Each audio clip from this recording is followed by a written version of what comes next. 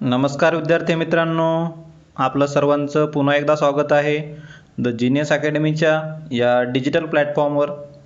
मित्रांनो, आपण राज्यसेवा पूर्वपरीक्षा याच्यामध्ये जे काही PYQची जी सिरीज सुरू केली होती, तर आपण प्रत्येक सब्जेक्टनुसार PYQ घेत आहोत. तर 2019 ते 2023 पर्यंत असे 5 वर्षांचे PYQ आपण या सिरीजमध्ये कव्हर करत आहोत. याच्यामध्ये इतिहास, भूगोल हे विषय आपण कव्हर केलेले आहेत. त्यातीलच हा तिसरा विषय आज आपण घेणार आहोत, तो आहे सायन्स. तर सायन्सचे बघितले तुम्ही तर काही प्रश्न आहेत ते रिपीट झालेले आयोगाचे जर जुने PYQ बघितले आपण तर रिपीट झालेले आपल्याला दिसून येतात. किंवा सायन्स एवढं फास्ट आहे की त्याच्यामध्ये नेमकं वाचायचं काय आणि ते सगळे 5 वर्षांचे मागचे जे काही प्रश्न आलेले आहेत ते जर एकदा आपल्या डोळ्याखालून गेले तर नेमकं दिलेल्या पुस्तकामधून काय घ्यायचं आपल्याला किंवा कोणत्या दृष्टीने आपल्याला त्याचा अभ्यास करायचा आहे, तर त्यासाठी थोडासा फायदेशीर ठरू शकतं आपल्याला PYQ ॲनालिसिस. तर चला आपण आज जे काही सायन्सचे PYQ आहेत ते सगळे PYQ आपण याच्यामध्ये घेणार आहोत. तर चला आपण प्रश्नांकडे जाऊयात प्रत्यक्ष. आता बऱ्यापैकी इझी आहेत, पण काही प्रश्न खूपच हार्ड लेवलचे आहेत. तिथं काही लॉजिकच लागत नाही, काही सेन्स लागत नाही आणि ते पाठांतराचा भाग देखील नाही आहे.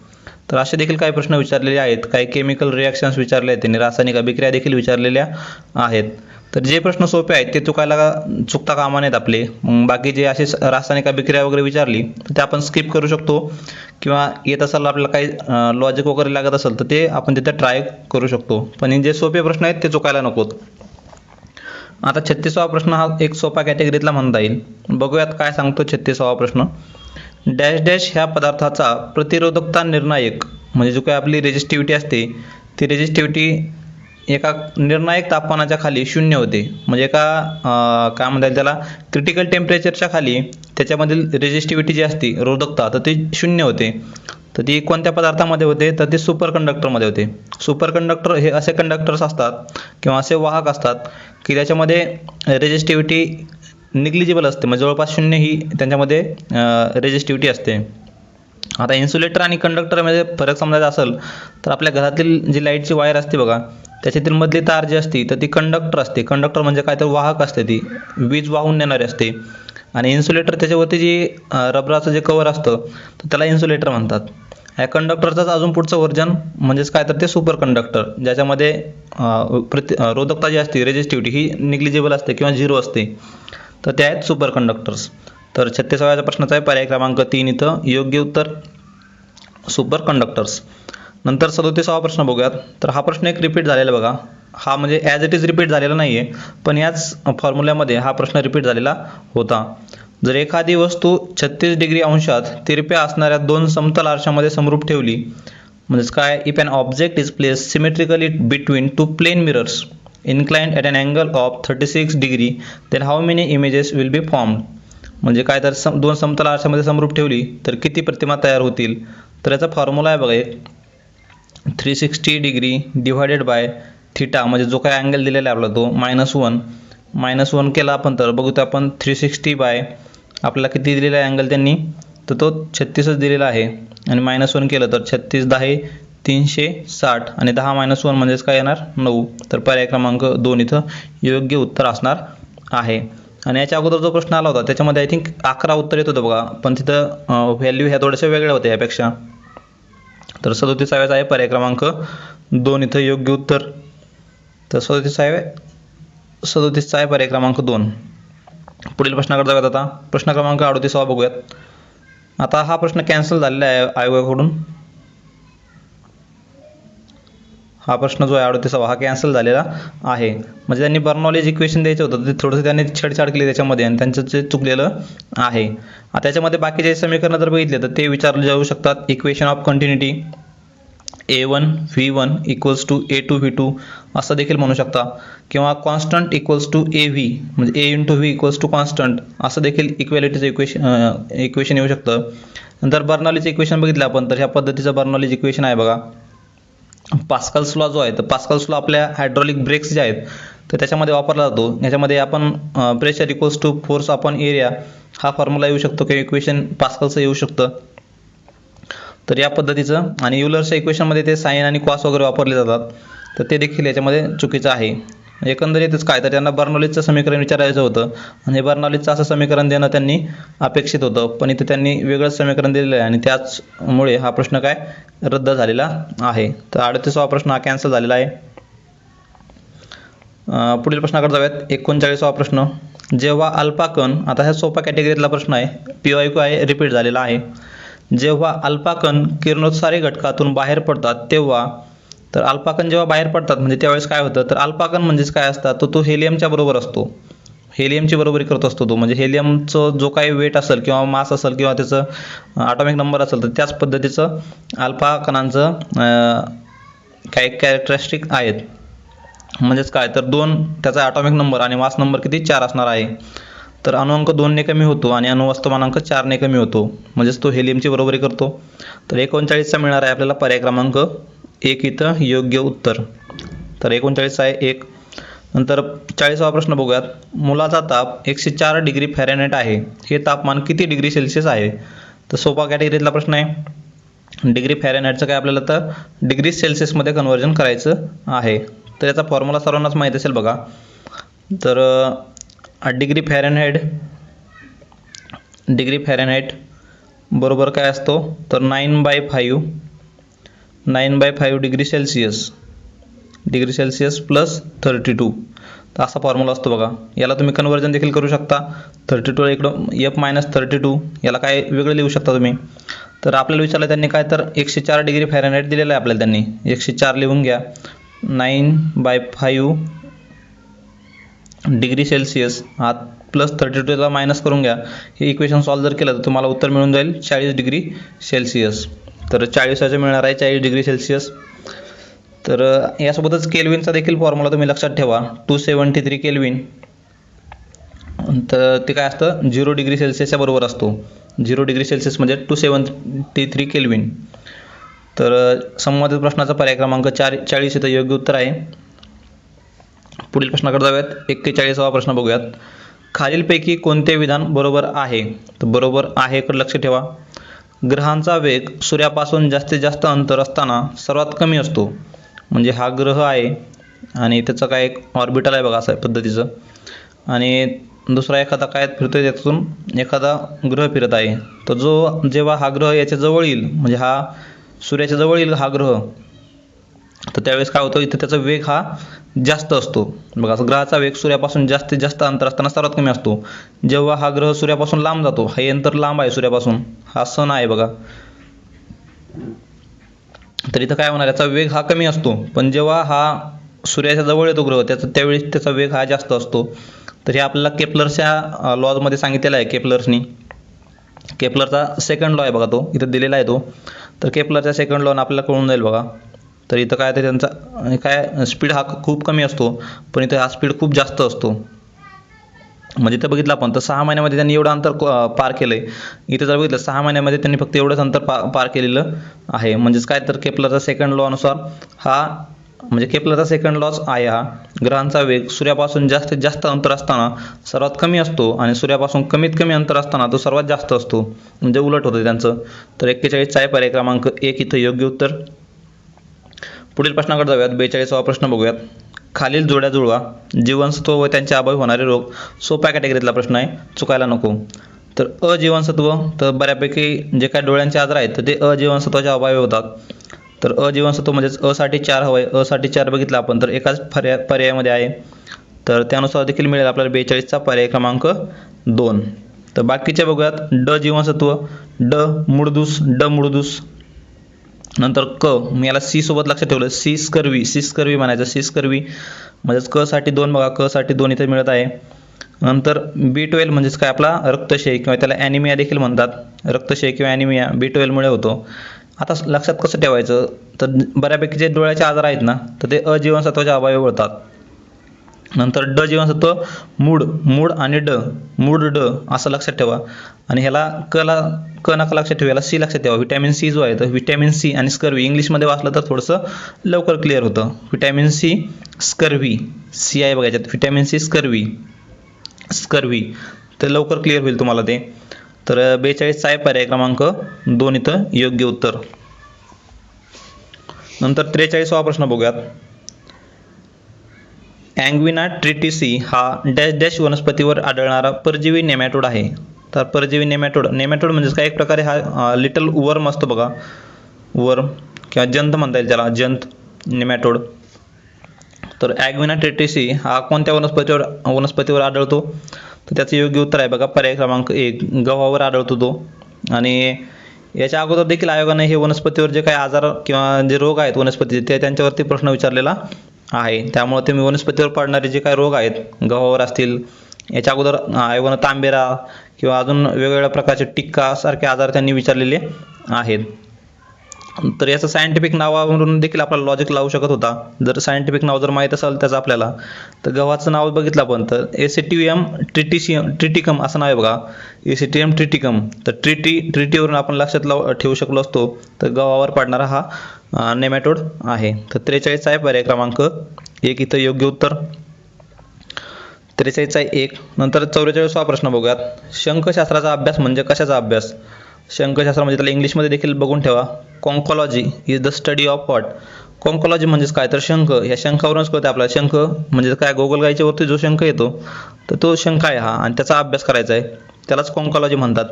तर शंखमध्ये काय येणार? तर सेल्स म्हणजे शंख. आणि मोलुस्काचं जे कवच असतं, मोलुस्कामध्ये कोण येतात? तर गोगलगाई येते मोलुस्कामध्ये. गोगलगाय म्हणजे मोलुस्काचा आहे तो. तर सेल्स ऑफ मोलुस्का म्हणजे काय? मोलुस्काचं जे कवच असतं वरचं ते गोगलगाय, आणि गोगलगायच्या वरती एक शंखसारखं येतं बघा, असं वरती असतं त्याच्या. तर हे काय? तर हा तर गोगलगायचा जो शंख असतो तर त्याचा अभ्यास मध्येच कॉन्कॉलॉजी म्हणतात त्याला. तर सेल्स ऑफ मोलुस्का हे त्याचं योग्य उत्तर असणार आहे. तर 44 आहे पर्याय क्रमांक 3 इथं योग्य उत्तर. 45वा प्रश्न बघूयात. आता ह्या राज्यसेवेच्या प्रिलिम्समध्ये तुम्हाला एक नोटीस केलं तुम्ही तर बऱ्यापैकी प्रश्न जर बघितले, वरचा प्रश्न आणि खालच्या प्रश्नाचा काहीतरी संबंध लागतोय बघा. आता यांनी काय विचारलंय? सेल्स ऑफ मोलुस्कावर प्रश्न विचारून झालाय, तर खालचा प्रश्न देखील त्याच्यावरच आहे, मोलुस्कावरतीच. अजून पुढं 1-2 ठिकाणी देखील अशाच पद्धतीने त्यांनी प्रश्न विचारलेले आहेत. तर समोर बघूयात आपण ते. म्हणजेच काय? तर कुठून तरी एका बुकमधून यांनी प्रश्न कॉपी केलेले आहेत. म्हणजे तो घटक घेतला आणि त्या घटकावरती 2 प्रश्न विचारून झाले. नंतर पुढचा घटक घेतला त्याच्यावरती 2 प्रश्न विचारून झाले. तर या पद्धतीने त्यांनी प्रश्न विचारलेले आहेत. आता समोर एक बॅलन्स्ड ग्रोथ म्हणून एक हे बघा थेअरी दिलेली आहे. बॅलन्स्ड ग्रोथ म्हणजे काय? संतुलित वाढ किंवा विकास. तर त्यावरती त्यांनी एकाखाली एक असे सेम प्रश्न विचारलेले आहेत. म्हणजे हे कुठून तरी कॉपी करत आहेत प्रश्न. तर हा एक आपल्याला टेंडन्सी त्यांची प्रश्न विचारण्याची ती देखील लक्षात घेणं गरजेचं आहे. तर मोलुस्काचे कवच. नंतर पुढील प्रश्नाकडे जाऊयात. 45वा प्रश्न. मोलुस्का वर्गीय प्राणी मृदू काय असतात? लगेच गोगल काय आठवायची? मोलुस्का म्हणजे मृदू असतात, बरोबर आहे ते. आणि ते खालील वैशिष्ट्ये धारण करतात. बघूयात. ते प्राणीसृष्टीमधील दुसरा सर्वात मोठा वर्ग आहे. म्हणजे काय? तर ते सेकंड लार्जेस्ट फायलम आहे तो ॲनिमल किंगडमचा. तर सर्वात मोठा फायलम कोणता आहे ते तुम्ही मला कमेंट बॉक्समध्ये कमेंट करा. माहीत असावं, 1 लाइनरमध्ये आयोग हा प्रश्न देखील विचारू शकतो. तर लार्जेस्ट फायलम कोण आहे तर ते तुम्ही मला कमेंट बॉक्समध्ये कमेंट करा. तर सेकंड लार्जेस्ट फायलम कोण आहे तर तो मोलुस्का आहे. तर हे बरोबर आहे मोलुस्का. सर्वसाधारणपणे ते द्विपक्षीय सममितीय असतात. म्हणजे काय? तर जनरली बायलॅटरली सिमेट्रिकल असतात. बायलॅटरली सिमेट्रिकल म्हणजे काय? तर 2 भागात त्यांचं समान विभाजन होऊ शकतं. नंतर ते फक्त जमिनीवरच राहतात. आता मी एका व्हिडिओमध्ये सांगितले बघा, ती MCQ सोडवण्याची सायंटिफिक मेथड जी आहे तर त्यामध्ये सांगितलेलं असे फक्त वगैरे जर शब्द आले तर त्याच्याकडे थोडंसं आपण विशेष लक्ष ठेवायचं असतं. हे फक्त आलं लगेच विशेष लक्ष ठेवा फक्त. नंतर त्यांना मांसल पाय असतात, तर ते बरोबर आहे. गोगलगायला जरी पाय नसले तर बाकी मोलुस्का या फायलममध्ये येणाऱ्या बाकी घटकांना ते पाय असतात, तर ते मांसल पाय असतात, तर ते बरोबर आहे. ते प्राणीसृष्टीतील सर्वात मोठा वर्ग आहे. सर्वसाधारणपणे द्विपक्षीय सममिती असतात. म्हणजेच अ, ब, ड बरोबर आहेत. फक्त ते जमिनीवरच राहतात हे चुकीचं आहे. ते पाण्यात देखील राहतात. तर त्यामुळे क विधान चुकीचं आहे. म्हणजेच अ, ब, ड पर्याय क्रमांक 2 इथं योग्य उत्तर मिळेल. तर 45 आहे पर्याय क्रमांक 2 इथं योग्य उत्तर. 46वा प्रश्न बघूयात. आता तो जो लार्जेस्ट 0.10 मोलार जलीय HCl द्रावणात म्हणजे हायड्रोक्लोरिक आहे आपलं हायड्रोक्लोरिक ॲसिड द्रावणाचा pH काढण्यासाठी खालीलपैकी कोणता गणितीय संबंध वापरावा? तर सरळ फॉर्म्युला आहे हा. तर ह्याला याच्यासाठी -log10 घ्यावा लागतो आणि 0.10 आहे. त्याच्यामुळे जर बघितलं आपण तर याला आपण 10⁻⁻1 देखील लिहू शकतो. म्हणजेच 1 × 10⁻1 लिहिलं आणि फक्त 10⁻1 लिहिलं तरी ते सेमच आहे. तर -log10 आणि 1 × 10⁻⁻1. तर पर्याय क्रमांक 3 हा त्याचा योग्य राहील. नंतर 62वा प्रश्न बघूयात. आता हे देखील त्याच कॅटेगरीतला प्रश्न आहे बघा. 1.5 मोलार H2SO4च्या 10 DM3 द्रावणातून 1.0 नॉर्मॅलिटी H2SO4 म्हणजे सल्फ्युरिक ॲसिड जो आहे त्याचे द्रावण कसे बनवाल. तर याचा थोडंसं लेंदी फॉर्म्युला आहे बघा. हे नॉर्मॅलिटी जर बघितली आपण तर मोलॅरिटी इंटू बेसिसिटी किंवा ॲसिडिटी होऊ शकतं तिथं. तर ह्यात हायड्रोजननुसार आपण बघितलं तर बेसिसिटी वगैरे टाकली तर आपल्या याच्यातून मिळून जाईल बघा. तर ते 20 DM3 पाणी घालून जर आपण त्याचं द्रावण बनवलं तर त्याचं उत्तर मिळेल आपल्याला पर्याय क्रमांक 3. तर 62चा आहे पर्याय क्रमांक 3 इथे योग्य उत्तर. थोडंसं लेंदी आहे मित्रांनो, जास्त डोकं लावू नका याच्यामध्ये. बाकीचे जे काही साधे साधे प्रश्न आहेत ना सायन्सचे त्याच्याकडे थोडंसं लक्ष ठेवा. हे प्रश्न काय तुम्ही किती पाठ केले रट्टा मारले तरी न येण्यासारखे प्रश्न आहेत हे. तर तुमचं चांगलं बॅकग्राऊंड असेल सायन्सचं तर तुम्ही नक्कीच सोडू शकता किंवा ट्राय करू शकता. पण एक्झामच्या जे काही शेवटचा वेळ आहे त्याच्यामध्ये असे प्रश्न ठेवा किंवा येतच नसेल तर स्किप केलेलं नेहमीच चांगलं असणार आहे ते. तर 62चा आहे पर्याय क्रमांक 3 इथे योग्य उत्तर. 63वा प्रश्न बघूयात. NH3 आणि BF3 यांच्या आकारांबद्दल खालीलपैकी कोणता पर्याय अचूक आहे. अचूक म्हणजे कोणता तर आपल्याला इट्स करेक्ट आहे. तर हे देखील त्याच कॅटेगरीमध्ये आहे. पिरॅमिड म्हणजे NH3 जो काय तो पिरॅमिडल आहे आणि BF3 हा प्लेनर आहे. 63चा पर्याय क्रमांक 4 हा आयोगानं दिलेला फायनल आन्सर कीनुसार योग्य उत्तर आहे बघा. NH3 हा पिरॅमिडल आणि BF3 हा प्लेनर आहे. नंतर 64वा प्रश्न बघूयात. खालीलपैकी कोणत्या हायड्रोकार्बनमध्ये 80% कार्बन असतो. तर हे सोप्या कॅटेगरीतलं म्हणता येईल बघा. इथेनचा फॉर्म्युला, मिथेनचा आणि बेन्झीनचा जरी फॉर्म्युला माहीत असेल तरी आपण इथं कॅल्क्युलेशन करून काढू शकतो. त्यांनी आपल्याला इथं त्याचं काय म्हणजे काय मास आहे ते देखील दिलेलं आहे. तर आपण इथेनचं हे त्याचं योग्य उत्तर आहे बघा. Ethane C2H6. तर इथे जर बघितलं आपण कार्बन किती आहे तर कार्बन एक कार्बन म्हणजे 12 असतो. तर 2 कार्बन येतील 24 आणि 6 हायड्रोजन तर येतील 6. 24 अधिक 6 म्हणजे 30 येतील. आणि याचं काय त्यांनी हायड्रोकार्बनमध्ये 80% कार्बन दिलं आहे. तर म्हणजे 30 पैकी 24 हा कार्बन आहे. म्हणजे 100 पैकी किती येईल तो ते तुम्हाला कळून जाईल. 3 8 24 आणि 8 10 80 म्हणजेच पर्याय क्रमांक 3 इथे योग्य ठरेल. इथेन हे त्याचं योग्य उत्तर आहे. याच्यामध्ये 80% हा कार्बन आहे इथेनमध्ये. तर 64 आहे पर्याय क्रमांक 3. 65वा प्रश्न बघूयात. 180 ग्रॅम ॲसिटिक ॲसिड म्हणजे CH3COOH आणि 180 ग्रॅम पाणी H2O एकमेकात मिसळले तर तयार झालेल्या द्रावणात ॲसिटिक आम्लाचा मोल फ्रॅक्शन इतका असेल. तर सेम मागच्या फॉर्म्युल्यासारखंच आपण इथं काढू शकतो. आता CH3COOH म्हणजे ॲसिटिक ॲसिड जो आहे आपला 180 ग्रॅम आहे तो. याचं जर आपण इथं दिलं बघा मास तर त्यानुसार जर काढलं तर याचं आपल्याला मिळून जाईल बघा. कार्बन म्हणजे सगळ्यांचं जर ॲडिशन करून जर बघितलं आपण ऑक्सिजन कार्बन हायड्रोजन तर याचं उत्तर मिळेल आपल्याला आय थिंक 60 त्याचं मास मिळतं बघा. 60 ग्रॅम मिळेल ॲसिटिक ॲसिड. नंतर 180 ग्रॅममध्ये H2 आहे. H2Oचं हायड्रोजन 2 आहेत आणि ऑक्सिजन 16 आहे. म्हणजे 16 आणि 2 18 मिळेल. म्हणजेच एका पाण्याच्या मोलचं किती येईल ते ग्रॅम वस्तुमान 18 येईल. आणि त्यांनी 180 ग्रॅम दिलेलं आहे. तर 180 भागिले 18 जर केलं तर यांचे 10 मोल येतील बघा. पाण्याचे 10 मोल आणि 180 मध्ये 60 ह्याचे जर केले तर 6 × 18 तर 3 मोल याचे येतील. म्हणजे टोटल मोल किती होतील तर ॲसिटिक ॲसिडचे 3 मोल येतील. कारण याचं वस्तुमान जे आहे तर ते 60 आहे. ते बघा ह्याचं 180 ग्रॅममध्ये ॲसिटिक ॲसिडचे किती असणार आहेत 3 मोल आणि 180 ग्रॅममध्ये पाण्याचे किती आहेत 10 मोल आहेत. म्हणजे यांची जर टोटल जरी केली आपण तर 13 येतील. आणि 13 पैकी किती आहे ॲसिटिक ॲसिड तर ते आहे 3. म्हणजे 13 पैकी 3 आहे. म्हणजे किती आपल्याला त्यांनी काय विचारलं फ्रॅक्शन विचारलं आहे. म्हणजे 100 पैकी किती असणार आहे मग ते. याचं जर तुम्ही जर हे केलं डायरेक्ट भागाकार जर केला पर्सेंटेज नाही काढायचं आपल्याला 3 भागिले 13 जर केलं तर 0 पॉईंट याच्यावरती 0 दिला तर 13 दुने 26 उरले 40 13 39 म्हणजे 0.23 पर्याय क्रमांक 1 इथं योग्य उत्तर मिळेल.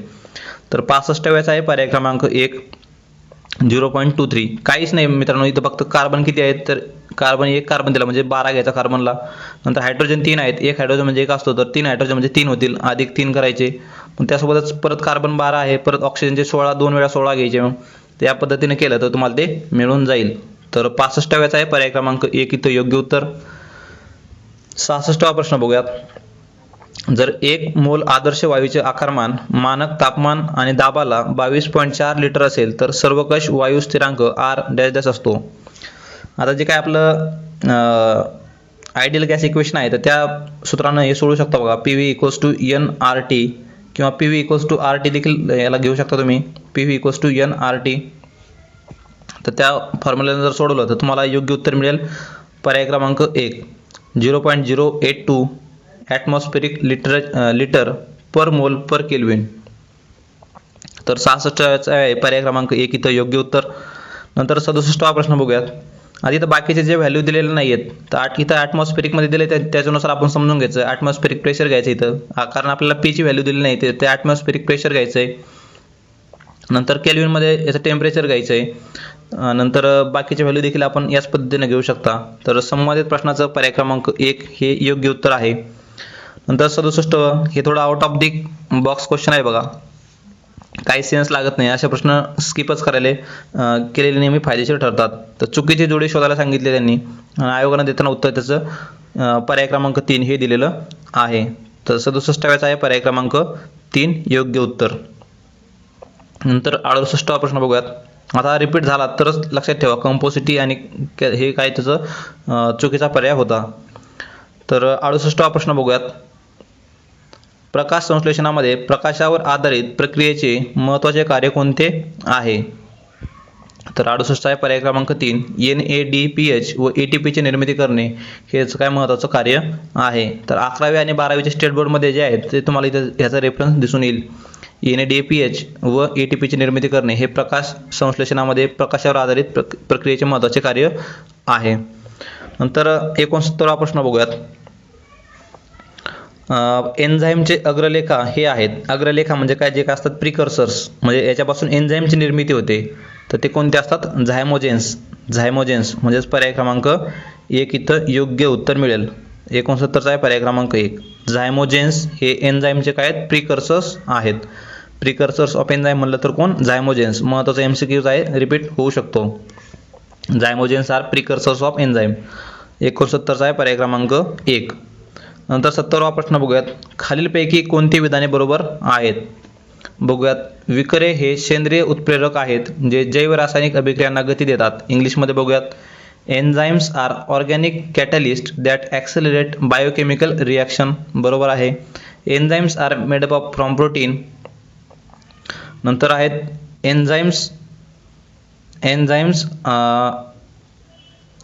Enzyme activity is not depends upon temperature. तर not depends upon temperature negative statement दिलं आहे, लगेच आपण सावध झालं पाहिजे. Enzyme activity depends upon temperature, not depend upon temperature हे विधान चुकीचं आहे. Amylase is an enzyme that act on starch हे देखील बरोबर आहे. फक्त ABD हीच विधाने बरोबर आहेत. C विधान हे चुकीचं आहे. तर 70चं काय, तर पर्याय क्रमांक 3 इथं योग्य उत्तर ठरेल. इथं काय होतं तर मित्रांनो, टेम्परेचर जसं वाढेल तर त्याचप्रमाणे ॲक्टिव्हिटी देखील वाढते. म्हणजे temperature is directly proportional two activity. Enzyme activity develop करत चला. आणि काही प्रश्न असे आहेत सायन्समध्ये की ते ऑप्शनमध्ये असेल तर त्याचं तेच हे उत्तर आयोगाने दिलेलं आहे. म्हणजे जसं रिन्युएबल एनर्जी संबंधित काही प्रश्न असेल आणि खाली फोटोव्होल्टाईक इफेक्ट जर असेल तर हे त्या प्रश्नाचं उत्तर हे फोटोव्होल्टाईक इफेक्टच असतं. असं बऱ्याच ठिकाणी तुम्हाला दिसून येईल. तुम्ही PYQ देखील बघू शकता त्यासाठी. आता 36वा प्रश्न बघूयात की पृथ्वी आणि ग्रह यांच्यामधील अंतर मोजण्यासाठी काय वापरतात? आता बघूयात. पॅरलॅक्स मेथड समजा आपल्याला माहित नाही आहे. नंतर direct distance method. Direct distance method म्हणजेच काय किंवा मेजरमेंट म्हणजेच काय, तर आपण डायरेक्टली असं मोजू शकतो. आता हा A बिंदू आहे आणि हे B बिंदू आहे. आपण याच्यातलं अंतर डायरेक्ट मोजू शकतो. एखादी पट्टीनं किंवा एखाद्या कोणत्याही मापानं याला मोजू शकतो. पण पृथ्वी आणि ग्रह याच्यामधील अंतर असं आपण डायरेक्ट मोजू शकतो का? तर हे चुकीचं आहे. 2 चुकीचं आहे. नंतर इको पद्धत रिसाऊंड संबंधित आहे, तर हे देखील चुकीचं आहे. तर इकोला काय, तर मटेरियल मीडियम आवश्यक असतं ट्रॅव्हल करण्यासाठी. आणि पृथ्वीच्या बाहेर वातावरणाच्या बाहेर गेलं तर तिथं काय आवाज जाऊ शकत नाही. त्याच्यामुळे B विधान देखील 4 देखील चुकीचं आहे, 2 देखील चुकीचं आहे. आणि स्लोप टॅपिंग मेथड ह्याचा काही संबंध नाही. स्लोप टॅपिंग कुठं आपल्याला आकाशामध्ये स्लोप दिसणार आहे का? तर त्यानुसार एकच पर्याय शिल्लक राहू शकतो आपल्याकडे, पॅरलॅक्स मेथड. आणि काहीतरी सायंटिफिक नाव वाटतंय पॅरलॅक्स मेथड. त्यानुसार देखील 36 आपल्याला पर्याय क्रमांक 1 घेऊन जाणं गरजेचं होतं. आणि हा आयोगाचा रिपीट झालेला प्रश्न आहे. आयोगाने याच्या अगोदर देखील हा प्रश्न विचारलेला आहे. त्यामुळं PYQ बघण्याचा सायन्समध्ये देखील बराच फायदा होतो मित्रांनो इथं. आणि आत्ता झालेली कंबाईनची एक ग्रुप बी आणि सीची प्रिलिम्स होती, त्याच्यामध्ये देखील तो कॉपर, निकेल आणि झिंकचा प्रश्न ॲज इट इज रिपीट झालेला आहे. तर ते देखील तुम्ही बघून घेऊ शकता. आणि आपण सायन्सचे जे काही ग्रुप बीचे PYQ होते तर त्याचे आपण 17, 18, 19 पासूनचे जे काही सायन्सचे प्रश्न होते ते सर्व आपण आपल्या चॅनलच्या प्लेलिस्टमध्ये तुम्हाला मिळून जातील. तिथं तुम्ही ते बघू शकता. नंतर 37वा प्रश्न बघूयात. आता 37वा प्रश्न बघूयात. फिजिक्सचा एक न्यूमरिकल त्यांनी विचारलेला आहे. इथं काय काय डेटा दिलेला आहे त्यांनी. 110 ओहम रोध दिलेला आहे. रोध म्हणजे काय, आर दिलेला आहे त्यांनी. नंतर दिलेल्या दोन टोकामध्ये 33 विभवांतर आहे. ते 33 व्होल्ट विभवांतर म्हणजे व्होल्ट दिलेला आहे. आणि त्या बघा 110 ओहम रोध असलेल्या उपकरणाच्या दोन टोकांमध्ये 33 व्होल्ट विभवांतर प्रयुक्त केले असता उपकरणातून काही विद्युतधारा वाहते. विद्युतधारा म्हणजे काय, करंट वाहतो, आय. याचा फॉर्म्युला आहे बघा, V is equals to I R. लक्षात राहत नसेल तर एखाद्याचं आडनाव असतं बघा, वीर, फी आय आर असं लक्षात ठेवू शकता. वीर फी is equals to I R. तिथं काय काय दिलेलं आहे आपल्याला, त्यांनी व्होल्ट दिलेला आहे. व्होल्ट किती आहे, 33 व्होल्ट आहे. याच्यानंतर काय दिलं आहे आपल्याला, आय काढायचा आहे. आणि सोबत काय दिलं आहे, रोध किती दिला आहे, 110 दिलेला आहे. यानुसार आपल्याला आय काय मिळणार आहे, करंट म्हणजे 33 भागिले 110, सॉरी 110, 33 भागिले 110. तर किती उत्तर मिळेल आपल्याला, 3/10 एवढा तिथं काय आपल्याला करंट मिळणार आहे. आता आय इक्वल्स टू 3/10 आला तर आपल्याला आता त्यांनी काय विचारलं पुढील प्रश्नामध्ये, 500 ओम रोध असणाऱ्या उपकरणातून तेवढीच विद्युतधारा वाहून देण्यासाठी त्याच्या दोन टोकामध्ये किती विभवांतर लागेल. आता तेवढीच विद्युतधारा म्हणजे किती, 3/10 विद्युतधारा वाहायची आहे आपल्याला. व्होल्ट किती दिलेला आहे, रोध किती दिलेला आहे त्यांनी, तर 500 ओहम रोध दिलेला आहे, 500 ओहम. आणि आपल्याला किती व्होल्ट त्यातून विभवांतर पास करावं लागेल. तर त्यासाठी आपण काय करू, V is equals to I R. म्हणजेच काय, तर व्ही बरोबर 3/10 गुणिले 500 जर केले तर आपल्याला याचं योग्य उत्तर मिळून जाईल. 50 गुणिले 3 तर 150. तर 150 व्होल्ट म्हणजेच पर्याय क्रमांक 4 इथे योग्य उत्तर मिळून जाईल. 37चा मिळून आपल्याला पर्याय क्रमांक 4 इथं योग्य उत्तर. मित्रांनो ह्या एकाच फॉर्म्युल्यावर हे गणित सुटून जाईल तुम्हाला, V is equals to I R या ठिकाणी. तर 37चा आहे पर्याय क्रमांक 4. 38वा प्रश्न बघूयात. खालीलपैकी नैसर्गिक चुंबकाचे नाव कोणते. नैसर्गिक चुंबक कोणते आहे, तर त्याचं आहे लोडस्टोन. हे आपल्याला स्टेट बोर्डमध्ये देखील मिळून जाईल, लोडस्टोन. आणि बाकीचा कोणाचा फॉर्म्युला दिलेला नाही आहे बघा, केमिकल फॉर्म्युला कंसामध्ये, तर त्यानुसार देखील आपण यानुसार जाऊ शकत होतो. तर बाकीचं लॉजिक कसं आहे, तांब्याला काय म्हणणार आहे का आपण, नैसर्गिक चुंबक आहे का तांबे, बिलकुल नाही, जास्त देखील नाही आहे. कारण आपल्या डेली यूजमधले मेटल्स आहेत हे. सिलिकॉन देखील नाही आहे, एकच एलिमेंट राहतो तो म्हणजे लोडस्टोन. त्याचं नाव देखील दिलेलं आहे पुन्हा. तर त्यानुसार 38चा आहे पर्याय क्रमांक 4. आणि हा प्रश्न पुन्हा एकदा रिपीट होऊ शकतो मित्रांनो, त्यामुळे पाठच करून ठेवा असे डाटा. आपल्या स्टेट बोर्डमध्ये देखील हा कव्हर झालेला आहे.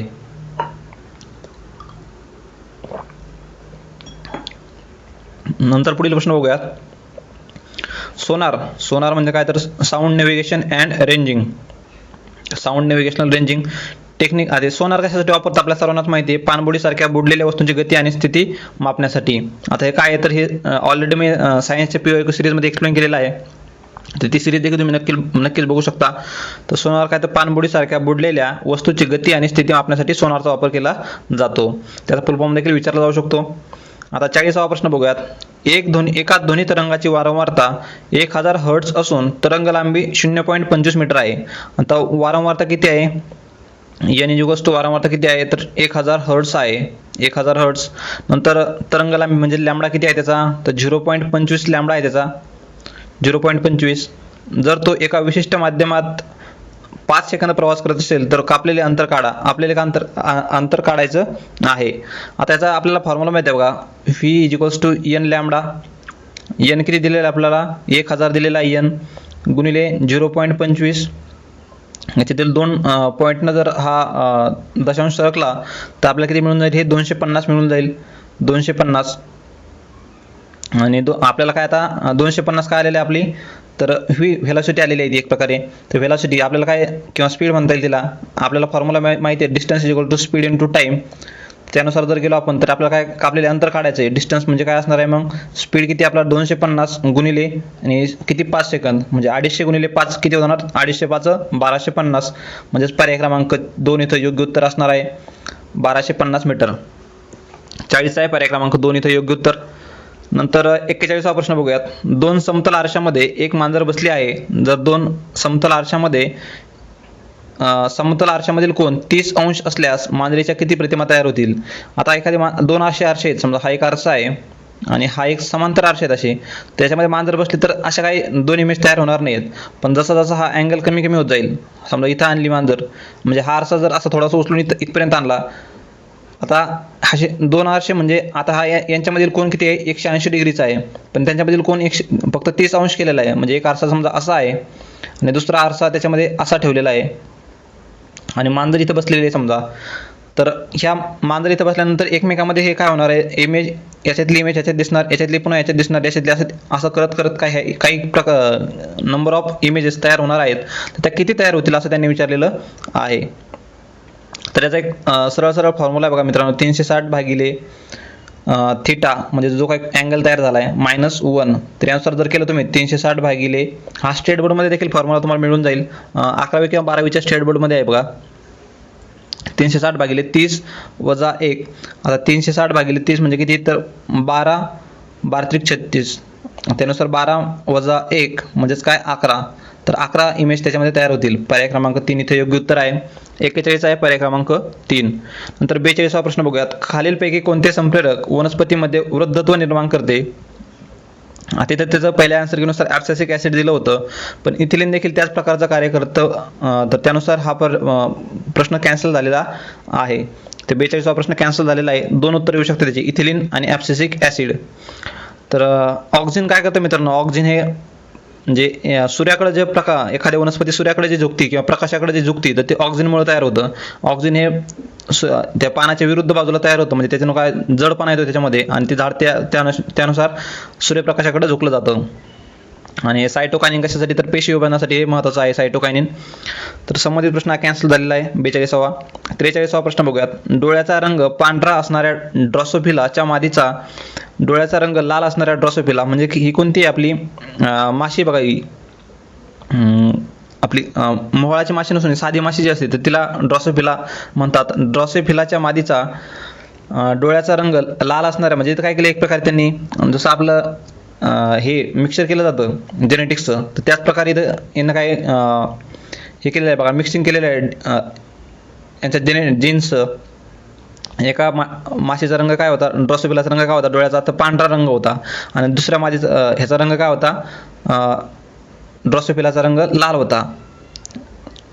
आणि या दोघांचं काय केलं त्यांनी? संकरण केलेलं आहे किंवा फर्टिलायझेशन केलेलं आहे. म्हणजे लाल डोळ्याचा रंग सोबत काय पांढऱ्या डोळ्याचा रंग यांचं काय फर्टिलायझेशन केलं, तर त्याच्यातून तयार होणारी जी काही पिढी आहे F1 पिढीतील सर्व मादी ड्रॉसोफिलाच्या डोळ्याचा रंग कोणता असेल असं सांगितलंय. म्हणजे एक ड्रॉसोफिला होता त्याचा पांढरा होता डोळ्याचा रंग आणि दुसरी ड्रॉसोफिला होता त्याचा डोळ्याचा रंग लाल होता. तर ह्या दोघांचं काय त्यांनी फर्टिलायझेशन केलेलं आहे, फलन केलं. तर याच्यानंतर जी काही पहिली पिढी तयार होणार आहे त्याच्यातील मादी जी तयार होईल त्या मादीच्या डोळ्याचा रंग कसा असेल असा त्यांनी प्रश्न विचारलेला आहे. थोडासा किचकट आहे, काय लॉजिक असेल तर ठीकच आहे, नाही तर स्किप करणाऱ्या कॅटेगरीतला म्हणता येईल. तर या संबंधित प्रश्नाचा पर्याय क्रमांक 2 इथे योग्य उत्तर आहे. लाल डोळ्याचा रंग होता. हा एक एक्सपेरिमेंट आहे बघा, तुम्हाला स्टेट बोर्डमध्ये देखील हा मिळून जाईल. तर 43 आहे पर्याय क्रमांक 2 इथे योग्य उत्तर. 44वा प्रश्न बघूयात. व्हायरॉइड्स. आता व्हायरॉइड्स काय असतात? तर व्हायरॉइड्स हे व्हायरसेसपेक्षा थोडेसे मायक्रो असतात, सूक्ष्म असतात. ते व्हायरॉइड्स खालीलपैकी कोणत्या 3 विशेष गुणधर्मामुळे ओळखले जातात? तर व्हायरॉइड्स काय आहेत? तर कोणते कोणते गुणधर्म आहेत बघू. ते विषाणूपेक्षा आकाराने बरेच लहान असतात, बरोबर आहे. विषाणूपेक्षा बरेच लहान असतात ते. आणि हे प्राण्यांपेक्षा वनस्पतीमध्ये जास्त इफेक्ट करतात ते किंवा जास्त संक्रमण होतंय त्यांचं. त्यानुसार हे विधान बरोबर आहे. दुसरं विधान काय सांगतंय? गोलाकार रायबोन्यूक्लिक ॲसिड RNA रेणूने बनलेले असते, हे देखील बरोबर आहे. RNA रेणू म्हणजे प्रोटीन आवरणाने आच्छादित असतो. तर हे RNA रेणू काय रेणू हा प्रथिनाने त्याला आवरण नसतं, हा मोकळाच असतो. तर त्यामुळे सी विधान चुकीचं आहे. पण पादप पेशी किंवा त्याला इन्फेक्ट द प्लांट सेल्स म्हणजे प्लांट सेलला तो इन्फेक्ट करतो किंवा संक्रमण करतो, ते देखील बरोबर आहे. म्हणजे A, B, D बरोबर आहेत आणि C चुकीचा आहे. तर 44 त्यानुसार जर बघितलं आपण A, B, D पर्याय क्रमांक 1 इथं योग्य उत्तर आहे. 44 आहे पर्याय क्रमांक 1 इथं योग्य उत्तर. तर बघा आता विषाणूपेक्षा हे तर शुअर शॉट माहिती होतं आपल्याला, विषाणूपेक्षा आकाराने बरेच लहान आहेत आणि काय वनस्पती पेशीमध्ये ते काय इन्फेक्शन करतात. तर ए आणि डी असणारे बघा पर्याय बघा, तर ए आणि डी पर्याय असणारे हे दोनच पर्याय आहेत. आणि जर ह्या दोनमध्ये जर कन्फ्युजन असतं तुम्हाला तर दोन्हीपैकी एक घेऊन जाणं गरजेचं होतं तिथं मग. तर संबंधित प्रश्नाचा पर्याय क्रमांक 1 इथं योग्य उत्तर आहे. 45वा प्रश्न बघूयात. खालीलपैकी कोणते पदार्थ मातीचे घटक आहेत? तर मातीचे घटक असणारे पदार्थ कोणते आहेत? तर सर्वच आहेत. दगडगोटे आहेत, वाळू आहे, नंतर बारीक माती व कुजलेले पदार्थ देखील आहेत, रासायनिक पदार्थ आणि रंगद्रव्ये. तर प्रथम याचा पहिल्या कीनुसार आयोगाने ए बी दिलं होतं फक्त म्हणजे पर्याय क्रमांक 2 दिला होता. पण सेकंड की मध्ये पुन्हा चेंज करून ए बी सी डी असा पर्याय दिलेला आहे. रासायनिक पदार्थ आणि रंगद्रव्य हे देखील त्यांनी मातीचे घटक आहेत असं कन्सिडर केलेलं आहे. तर 45 आहे पर्याय क्रमांक 3 इथं योग्य उत्तर. नंतर 46वा प्रश्न बघूयात. आता हा देखील आयोगाचा एक आवडता प्रश्न आहे आणि हा रिपीट झालेला प्रश्न आहे. याच्या अगोदर देखील आयोगाने विचारलेला आहे आणि त्या सायन्सच्या सिरीजमध्ये देखील मी तो कव्हर केलेला आहे. ती सिरीज नक्की तुम्ही आपल्या यूट्यूब चॅनलवर फ्री ऑफ कॉस्ट आहे, सर्वांनीच बघितली पाहिजे नक्कीच. त्याच्यातून बरेचसे प्रश्न तुम्हाला रिपीट होताना दिसतील. तिथे एक ट्रिक सांगितली होती बघा मी, एक किपको फॅगस म्हणून, किपको फॅगस. तर हे काय शॉर्टकट आहे बघा यांचा. किंगडम नंतर काय फायलम येतो, फायलम नंतर क्लास येतो, क्लास नंतर ऑर्डर येते, ऑर्डर नंतर काय येतो आपली फॅमिली. ह्याला एफ लक्षात ठेवायचं डायरेक्ट तुम्ही, PH ना करू, एफ खरा म्हणजे फॅमिली, नंतर जीनस आणि नंतर ऑफ स्पेसिस. तर बघा किपको फॅगस, kingdom, phylum, class, order, family, genus आणि स्पेसिस. PCOFGS. तर किपको फॅगस असं लक्षात ठेवा. तर kingdom, phylum, class, order, family, genus आणि स्पेसिस ही त्याचा क्रम आहे असा. म्हणजे एक सोप्या भाषेत जर सांगायचं म्हटलं ना तर देश आहे, तर देशामध्ये काय असणार आहे, पुन्हा राज्य असणार आहे एक महाराष्ट्र राज्य, महाराष्ट्र राज्यामध्ये काही जिल्हे असणार आहेत, जिल्ह्यामध्ये काही तालुके असणार आहेत, तालुक्यामध्ये काही गावं असणार आहेत. तर त्याच प्रकारचा क्रम आहे हा. किंगडममध्ये बरेचसे फायलम असतील, फायलममध्ये क्लास, क्लासमध्ये ऑर्डर, ऑर्डरमध्ये काही फॅमिली, जीनस आणि नंतर काही स्पेसिस असणार आहेत. तर त्याच पद्धतीचा हा क्रम आहे. तर किंगडम हा सर्वात मोठा असणार आहे आणि स्पेसिस हे सर्वात लहान असणार आहे. तर 46वा प्रश्न झाला. नंतर 47वा प्रश्न बघूयात. परिसंस्था ही निसर्गाचा स्वयंनियामक व स्वयंशाश्वत संरचनात्मक व कार्यात्मक संच आहे, जेथे जैविक व अजैविक घटक एकमेकांमध्ये गुंतलेले असतात, ज्यामध्ये खालील क्रिया घडतात. एक प्रकारे परिसंस्थेमध्ये खालीलपैकी कोणत्या क्रिया घडतात असं विचारलंय त्यांनी. तर प्रोडक्टिव्हिटी किंवा उत्पादकता असतेच, कुजणे होतं, पोषण चक्र देखील होतं आणि ऊर्जेचा प्रवाह म्हणजे एनर्जीचा फ्लो देखील होतो. वरील सर्वच त्यात असणार आहेत म्हणजे ABCD. पर्याय क्रमांक 3 इथे योग्य उत्तर मिळेल. नंतर 48वा प्रश्न बघूयात. पिट्युटरी ग्रंथी. आता हा प्रश्न खूपच लांब गेला होता. याच्यामध्ये बरेच दिवस हायकोर्टमध्ये केस चालू होती. म्हणजे ॲक्च्युली एक्झाम व्हायच्या अगोदरच्या दिवसापर्यंत ही केस हायकोर्टमध्ये चालू होती. नंतर सुप्रीम कोर्टमध्ये देखील या प्रश्नावरती काही उमेदवारांनी दावा केला होता. तर देखील याचा 48व्या प्रश्नाचं आयोगाने उत्तर 2 दिलेलं आहे. तसं मुलांची मागणी होती की ACD हे तिन्ही पर्याय बरोबर असावेत, पण आयोगाने उत्तर देताना याचे A आणि C एवढंच दिलेलं आहे. तर संबंधित प्रश्नाचं बघितलं आपण, तिथलेला मास्टर एंडोक्राइन ग्लॅंड म्हणतात हे देखील बरोबर आहे. आणि C विधान सांगतंय की पिट्युटरीच्या मागील भागातून ऑक्सिटोसिन आणि व्हेसोप्रेसिन ही संप्रेरके स्रावतात. तर हे देखील बरोबर दिलेलं आहे आयोगानं. पण काही रेफरन्सेसमध्ये जर बघितलं तुम्ही तर STH किंवा TSH आणि ACTH ही संप्रेरके ॲडिनोहायपोफायसिस मधून स्रावतात. हे देखील बरोबर विधान दिलेलं आहे आणि विद्यार्थ्यांची देखील तीच मागणी होती. पण आयोगाने देताना उत्तर आपल्याला A आणि C एवढंच दिलेलं आहे. जरी रिपीट झाला तरी आपल्याला एवढंच प्रश्नाचं उत्तर म्हणजे हेच उत्तर आपल्याला पुन्हा तिथं लिहायचं आहे. का तिला मास्टर एंडोक्राइन ग्लॅंड म्हणतात आणि मागील भागातून काय स्रवलं जातं तिच्या ऑक्सिटोसिन आणि व्हेसोप्रेसिन. त्याच्या मागच्या आणि पुढच्या भागाला विशिष्ट नाव आहेत बघा. त्याच्या पुढील भागाला न्यूरोहायपोसिस म्हणतात, हायपोफायसिस म्हणतात. तर हे चुकीचं आहे. त्याला ॲडिनोहायपोफायसिस म्हणतात. म्हणजे पुढील भाग जो आहे त्याला ॲडिनोहायपोफायसिस आणि मागील भाग जो आहे त्याला न्यूरोहायपोफायसिस म्हणतात. तर 48 आहे संबंधित प्रश्नाचं पर्याय क्रमांक 2 इथं योग्य उत्तर. नंतर 49वा प्रश्न बघूयात. झाडांच्या श्वासोच्छवासाच्या क्रेबच्या चक्रादरम्यान खालीलपैकी कोणत्या प्रक्रियेद्वारे फ्युमरिक ॲसिडचे रूपांतर मॅलिक ॲसिडमध्ये होतं? तर हा प्रश्न देखील एक स्किप करणाऱ्या कॅटेगरीतला म्हणता येईल. तर क्रेबचे सायकल आहेत, त्याचे बरेचसे सायकल होतात, बरेचसे प्रोडक्ट त्यातून तयार होतात. तर असं आपल्याला लक्षात ठेवू शकत नाही आपण एवढं डिटेलमध्ये. तर 49चं पर्याय क्रमांक 4 इथं योग्य उत्तर आहे. लागला तुका तर ओके आहे, नाहीतर स्किप करायचं सरळ. तर 49चा आहे पर्याय क्रमांक 2 इथं 49चा पर्याय क्रमांक 2 आहे डिहायड्रोजनेशन. तर एकदा कन्फर्म करून घ्या याच्यावरती. मला तर हायड्रेशन याचं योग्य उत्तर वाटतंय, पण आयोगाने देताना आय थिंक 49 2 उत्तर दिलेलं आहे, डिहायड्रोजनेशन. एकदा कन्फर्म करून घ्या किंवा मी तुम्हाला याच्या खाली आपल्या कमेंट बॉक्समध्ये याचे टिप पिन करून ती कमेंट लिहून देईल 49 उत्तर काय आहे. पण संबंधित उत्तर तालिकेनुसार तरी 49चा पर्याय क्रमांक 2 हेच उत्तर दिलेलं आहे, डिहायड्रोजनेशन. डिहायड्रोजनेशन हेच उत्तर फायनल आहे मित्रांनो. डिहायड्रोजनेशन हे त्याचं योग्य उत्तर दिलेलं आहे आयोगानं. आणि बऱ्याचशा क्लासेसचं वगैरे तुम्ही ॲनालिसिस जर बघितलं तर त्यांनी हायड्रेशन असं उत्तर दिलेलं होतं, पण आयोगाने उत्तर डिहायड्रोजनेशन हेच दिलेलं आहे आणि फायनल आन्सरनुसार डिहायड्रोजनेशन हेच योग्य उत्तर आहे. नंतर 50वा प्रश्न बघा. हा एक आवडता प्रश्न आहे बघा आयोगाचा. हिऱ्यामध्ये कार्बनचा एक अणू हा कार्बनच्या इतर अणूंनी डॅश डॅश रचनेत घेरलेला असतो म्हणजे किंवा जोडलेला असतो. तो कोणत्या सरळ रेषेत तर बिलकुल नसतो, चतुष्कोनी नसतो, अष्टकोन देखील नाही आणि फक्त चतुष्पृष्ठीय म्हणजे टेट्राहेड्रली तो जोडलेला असतो, टेट्राहेड्रली. तर हिऱ्यामध्ये कार्बनचा एक अणू कशाला तर टेट्राहेड्रली. हा रिपीट होऊ शकतो प्रश्न मित्रांनो, नक्कीच तुम्ही हे पाठच करून ठेवा. आता बारकी कार्बनचे जे काय अलॉट्रॉप्स आहेत ना त्याच्यावरती आयोग वारंवार प्रश्न विचारत आहे, त्यासाठी तुम्ही हा चार्ट एक स्क्रीनशॉट काढून घ्या किंवा हा लिहूनच घ्या तुम्ही एकदा एक प्रकारे. कार्बनचे अलॉट्रॉप्स आहेत बघा, कार्बनची अप्रूपे 4 आहेत. तर याच्यात देखील व्हेरिएशन आहे बरंचसं, काही ठिकाणी याच्यापेक्षा जास्त देखील दिलेले आहेत. त्याच्यातील एक डायमंड होतं बघा, डायमंड. आणि हा कसा आहे, चौकोनी टेट्राहेड्रल स्ट्रक्चर आहे त्याचं, टेट्राहेड्रल 3 डायमेन्शनल आहे तो. ह्याच्यातून करंट पास होत नाही, त्याच्यामध्ये काय फ्री इलेक्ट्रॉन नाही आहेत, त्याच्यामुळे याच्यातून करंट पास होण्याचा विषय येत नाही.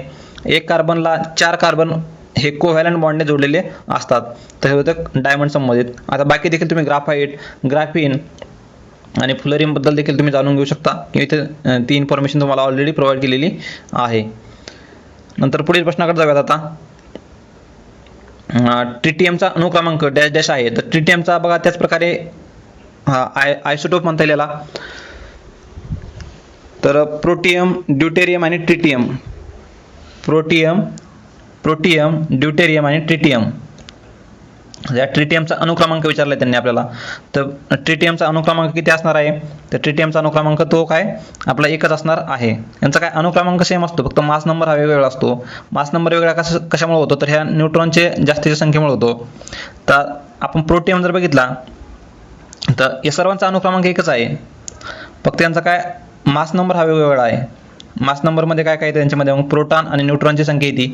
तर प्रोटॉन याच्यामध्ये हायड्रोजन प्रोटियममध्ये एकच असतो, ड्यूटेरियममध्ये 1 प्रोटॉन आणि 1 न्यूट्रॉन, त्यानुसार याचा मास नंबर 2 येईल, याचा 1 येईल. आणि याच्यामध्ये 2 न्यूट्रॉन असतात आणि 1 प्रोटॉन असतो, त्यानुसार याचा मास नंबर काय 3 येईल. पण ॲटॉमिक नंबर हे सर्वांचे एकच आहेत, एकच. त्याच्यामध्ये काय तर इलेक्ट्रॉन आहेत, सर्वांमध्ये एकच इलेक्ट्रॉन आहे. तर 51 ट्रिटियमचा अणुक्रमांक किती असणार आहे, 1 असणार आहे, म्हणजे पर्याय क्रमांक 4. पण यांच्यामध्ये मास नंबर हे वेगवेगळे असणार आहेत, मास नंबर 1, मास नंबर 2 आणि मास नंबर 3. याच्यामध्ये असा देखील आयोगाने प्रश्न विचारलेला आहे की प्रोटियममध्ये किती न्यूट्रॉन असतात, तर 0 न्यूट्रॉन असतात. ड्यूटेरियममध्ये किती न्यूट्रॉन असतात, तर 1 न्यूट्रॉन असतो. आणि ट्रिटियममध्ये किती न्यूट्रॉन असतात, तर 2 न्यूट्रॉन असतात. असा देखील प्रश्न आयोगाने विचारलेला आहे. नंतर 52वा प्रश्न बघूयात. पृथ्वीच्या वातावरणाच्या डॅश डॅश भागात वातावरणातील एकूण हवेच्या सुमारे 70% भाग असतो. तर 70% भाग कसं आपल्याला माहिती आहे बघायचं. हवेचे इथं बघा तुम्हाला एक चार्ट दिलेला आहे, ट्रोपोस्फिअर, स्ट्रॅटोस्फिअर. तर असे काही भाग आहेत, म्हणजे आपली ही पृथ्वी आहे, तर या पृथ्वीचे जे काही आवरण आहे शेवटी, म्हणजे वातावरणाचा जो काही लेअर आहेत असे. आता ही पृथ्वी भरीव आहे, याच्या वातावरणाचा पहिला स्पिअर जो आहे त्याला ट्रोपोस्फिअर म्हणतात आपण, ट्रोपोस्फिअर नंतर येतं स्ट्रॅटोस्फिअर, नंतर मेझोस्फिअर, थर्मोस्फिअर आणि नंतर एक्झोस्फिअर. आता वातावरणाचा 70% भाग कशाचा आहे आपल्या, तर ट्रोपोस्फिअरचा आहे. ट्रोपोस्फिअर याच्यामध्ये काय कोणत्या मोस्ट इम्पॉर्टंट लेअर आहे ही बायोलॉजिकल ॲक्टिव्हिटीसाठी, म्हणजे ढग वगैरे जमा होणं. तर ह्या सर्व ॲक्टिव्हिटी काय तर ह्या ट्रोपोस्फिअरमध्येच होत असतात. त्यानुसार वातावरणाचा 70% भाग कशाचा आहे, तर तो ट्रोपोस्फिअरचा आहे. पर्याय क्रमांक 4 इथं योग्य उत्तर आहे. आणि मित्रांनो मराठीत पाठ करत बसू नका तुम्ही, इंग्लिशमध्ये ते नाव पाठ करत चला. इथं बघा त्यांनी मराठीत नाव दिलेलीच नाही आहेत, तपांबर, चितांबर असे वेगवेगळे नाव आहेत त्याला. तर ते नावं त्यांनी न देता डायरेक्टली इंग्लिशमध्येच नाव दिलेले आहेत. आणि काही जणांना हा प्रश्न येत असून देखील इंग्लिशमधलं नाव माहीत नाही, त्या अनुषंगाने ते चुकलेले आहेत. तर 52चा मिळतो आपल्याला पर्याय क्रमांक 4 इथं योग्य उत्तर, ट्रोपोस्फिअर. नंतर पुढील प्रश्नाकडे जाऊयात. 53वा प्रश्न बघूयात. आता 53वा थोडासा किचकट प्रश्न आहे मित्रांनो. तर 53 प्रश्नामध्ये काय सांगितलं त्यांनी, तर दिलेल्या संयोजा कक्षेतील इलेक्ट्रॉनच्या जोड्यांमधील म्हणजे विमुक्त जोडी किंवा विमुक्त जोडी म्हणजे दोन विमुक्त जोड्या, नंतर बंधित जोड्या. आता हे इंग्लिशमध्ये बघा थोडंसं. दोन लोन पेअर असतील, दोन बॉन्ड पेअर असतील आणि एक लोन पेअर आणि एक बॉन्ड पेअर असतील, तर याच्यामधलं जे काही इलेक्ट्रोस्टॅटिक रिपल्शन जे आहे ते एकमेकाचे जो काही प्रतिकर्षण आहे किंवा रिपल्शन जे आहे तर ते कसं असणार आहे, कोणाचं जास्त आणि कोणाचं कमी असणार आहे. तर अशा प्रकारचा प्रश्न आहे तो. तर याच्यामध्ये जर बघितलं आपण लोन पेअर म्हणजे काय असते, तर लोन पेअर म्हणजे काय, तर ती बॉन्ड फॉर्मेशनमध्ये ते इलेक्ट्रॉन जे भाग घेत नाहीत, जे शिल्लक इलेक्ट्रॉन आहेत त्याला लोन पेअर म्हटलं जातं. आणि बॉन्ड पेअर म्हणजे कोणते, तर जे आपल्या एकमेकाच्या बॉन्डिंगमध्ये भाग घेतात तर त्याला बॉन्ड पेअर म्हणतात. आता इथे जर बघितलं आपण H2चं स्ट्रक्चर, आता हे दोन इलेक्ट्रॉन दिसतात बघा मला, डॉट डॉट दोन दिसतात, तर हे ऑक्सिजन आणि हायड्रोजन यांच्या बॉन्डिंगमध्ये त्यांनी प्रत्यक्ष सहभाग घेतलेला आहे, त्यामुळे त्यांना काय म्हणतात, तर बॉन्ड पेअर म्हणतात. पण हे वरचे दोन इलेक्ट्रॉन दिसतात ना, तर हे वरचे दोन इलेक्ट्रॉन आणि खालचे दोन इलेक्ट्रॉन हे बॉन्डिंगमध्ये भाग घेत नाहीत, त्याच्यामध्ये शिल्लक इलेक्ट्रॉन आहेत, त्याला काय म्हणतात, तर लोन पेअर म्हणतात त्याला. तर त्यांनी काय विचारले, आता हे लोन पेअर म्हणजे लोन पेअर असल्यामुळे काय, यांच्यामध्ये प्रत्यक्ष म्हणजे हे कोणत्याही दोन ह्याच्यामध्ये विभागलेले नाहीत किंवा यांचं अट्रॅक्शन दोघाकडे नाही आहे. आता हे दोन इलेक्ट्रॉन जे आहेत ऑक्सिजन आणि हायड्रोजन यांच्यामध्ये यांचं काय काही एनर्जी यांची डिस्ट्रीब्यूट झालेली आहे, त्याच्यामुळे ते जास्त रिपल्शन करू शकत नाहीत. पण लोन पेअर हे जास्त रिपल्शन करू शकतात. त्यानुसार जर बघितलं आपण याला, तर 53 आपल्याला पर्याय क्रमांक 2 इथे योग्य उत्तर मिळून जाईल. कारण लोन पेअरचं हे जास्त रिपल्शन असतं. त्याच्यानंतर इथं लोन पेअर बॉन्ड पेअरचं आणि नंतर इथं सर्वात शेवटी बॉन्ड पेअरचं. तर लोन पेअरमध्ये जास्त रिपल्शन असतं, त्या अनुषंगानं पर्याय क्रमांक 2 इथे योग्य उत्तर राहील. नंतर लोन पेअर बॉन्ड पेअर आणि शेवटी बॉन्ड पेअर. कारण बॉन्ड पेअरचे कशामुळे रिपल्शन कमी आहे, कारण या दोनमध्ये त्यांचा ऑलरेडी एनर्जी किंवा त्यांचा जो काही फोर्स आहे इलेक्ट्रोस्टॅटिक फोर्स तो ऑलरेडी विभागला गेलेला आहे, त्याच्यामुळे ते जास्त एकमेकाला रिपल्शन करत नाहीत. पण लोन पेअर हे काय एक कशातच भाग घेतलेला नसतो, त्यांची सर्व एनर्जी त्यांच्यात स्वतःच असते, त्याच्यामध्ये जास्तीत जास्त रिपल्शन करण्याचा प्रयत्न करतात. त्यानुसार 53 मिळेल आपल्याला पर्याय क्रमांक 2 इथं योग्य उत्तर. नंतर 54वा प्रश्न बघूयात. डॅश डॅश यामध्ये सगळ्यात जास्त रेणू असतील. तर हा थोडासा लेंदी प्रश्न म्हणता येईल, सोपा आहे तसा पण लेंदी आहे तो. आता त्यांनी काय हायड्रोजनची काही इथं आपल्याला हे दिलेलं आहे बघा, रेणुभार दिलेला आहे. नंतर कार्बन, ऑक्सिजन आणि आयोडीनचा दिलेला आहे. आपल्याला काय काढायचं, त्यांनी सगळ्यात जास्त रेणू कशात असतील असं विचारलं त्यांनी. तर 250 ग्रॅम आयोडीन स्फटिक, तर यात 250 ग्रॅम आयोडीन स्फटिक आहे 250. आणि आयोडीनचा जर बघितलं आपण, तर आयोडीनचा त्यांनी काय फॉर्म्युला दिला 127 दिला आहे. 250 भागिले 127 करा, याचं उत्तर मिळून जाईल तुम्हाला जवळपास 2 मिळून जाईल. त्याच्यानंतर अशाच प्रकारे आपल्याला H2चं देखील काढायचं आहे. 45 ग्रॅम म्हणजे 45 भागिले H2चा किती फॉर्म्युला आहे बघा, हायड्रोजनसाठी 2 म्हणजे H2 2 आहेत, म्हणजे 1 अधिक 1 2 आणि ऑक्सिजन किती आहेत 16 आहेत, म्हणजे 18 येतील तिथं. आणि 16 भागिले 18 त्याच्या 18 2 36, 18 3 54 येतील, म्हणजे 2 पॉईंट समथिंग येईल ते. पण 22 ग्रॅम कार्बन डायऑक्साईड किती 22 आहे. आणि C किती आहे, C 12 आहे, अधिक O2 16 आहे, 16 दुने 32 होतील. तर हे 1 पॉईंटच्या पण खाली जाईल ते, म्हणजे 0.5च्या आसपास येईल ते, 0.5. नंतर 10 ग्रॅम हायड्रोजन जर बघितलं आपण, तर 10 ग्रॅम हायड्रोजन किती आहे, H2 असतो तो, डायरेक्टली हायड्रोजन सापडत नाही, H2 सापडतो, म्हणजे H किती आहे, 1 आहे, 1 अधिक 1 2 होतील. आणि 10 भागिले 2 म्हणजे 5 होतील. पण 5 अणू हे सर्वाधिक आहे, याचं किती येत होतं, 2 येत होतं, याचं 2.5च्या जवळपास येत होतं, याचं 0.5. पण याचं काय, तर 10 म्हणजे 10 भागिले 2 म्हणजे 5 येत आहे, 5 रेणू सापडतील. त्यानुसार पर्याय क्रमांक 4 इथं योग्य उत्तर राहील.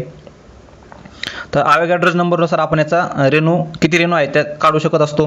तर 54 आहे पर्याय क्रमांक 4 इथं योग्य उत्तर. नंतर 55वा प्रश्न बघूयात. आता थोडासा हा कोर केमिस्ट्रीचा प्रश्न म्हणता येईल. V2O7 -4 व्हॅलन्सी त्याची. याच्यामध्ये व्हीची ऑक्सिडीकरण स्थिती किती आहे, व्हीची ऑक्सिडीकरण स्थिती किती आहे असं विचारलंय त्यांनी. तर ह्याची ऑक्सिडीकरण स्थिती कशी काढालेली आपल्याला, V2 दिलेला आहे, म्हणजे 2 into आपल्याला त्याची ऑक्सिडीकरण स्थिती काढायची आहे, 2 into x प्लस, आता याची ऑक्सिजनची किती आहे -2 माहिती आहे आपल्याला, -2 into 7, कारण 7 ऑक्सिजन दिलेले आहेत आणि व्हॅलन्सीवर किती दिले त्यांनी आपल्याला -4, त्यानुसार -4 काढून घेऊयात. आता 2 into x म्हणजे 2x होईल, 2x मायनस 7 दुने 14 होतील आणि -4 होईल. 2x बरोबर काय होईल मग,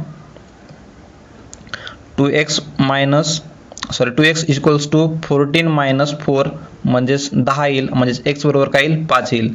हे 5 कसे पॉझिटिव्ह 5 येणार आहेत, म्हणजे पर्याय क्रमांक 1 इथे योग्य उत्तर राहील. तर अणू हा विद्युत भारदृष्ट्या उदासीन असतो, बरोबर आहे. इथं जो आहे तो प्रोटॉन आपला न्यूक्लियस जो आहे तो पॉझिटिव्ह असतो आणि फिरणारे इलेक्ट्रॉन जे आहेत निगेटिव्ह असतात आणि एकमेकाला ते बॅलन्स करतात आणि त्याच्यामुळे हा विद्युत भारदृष्ट्या काय असतो उदासीन असतो, न्यूट्रल असतो. केंद्रकाभोवती फिरणाऱ्या सर्व इलेक्ट्रॉनचा ऋण विद्युत प्रभार व केंद्रकावरील ऋण प्रभार हा समान असतो. तर केंद्रकावरील ऋण नसलं पाहिजे, केंद्रकावरील धन प्रभार असतो इथं. त्याच्यामुळे बी विधान चुकीचं आहे, ए विधान बरोबर आहे.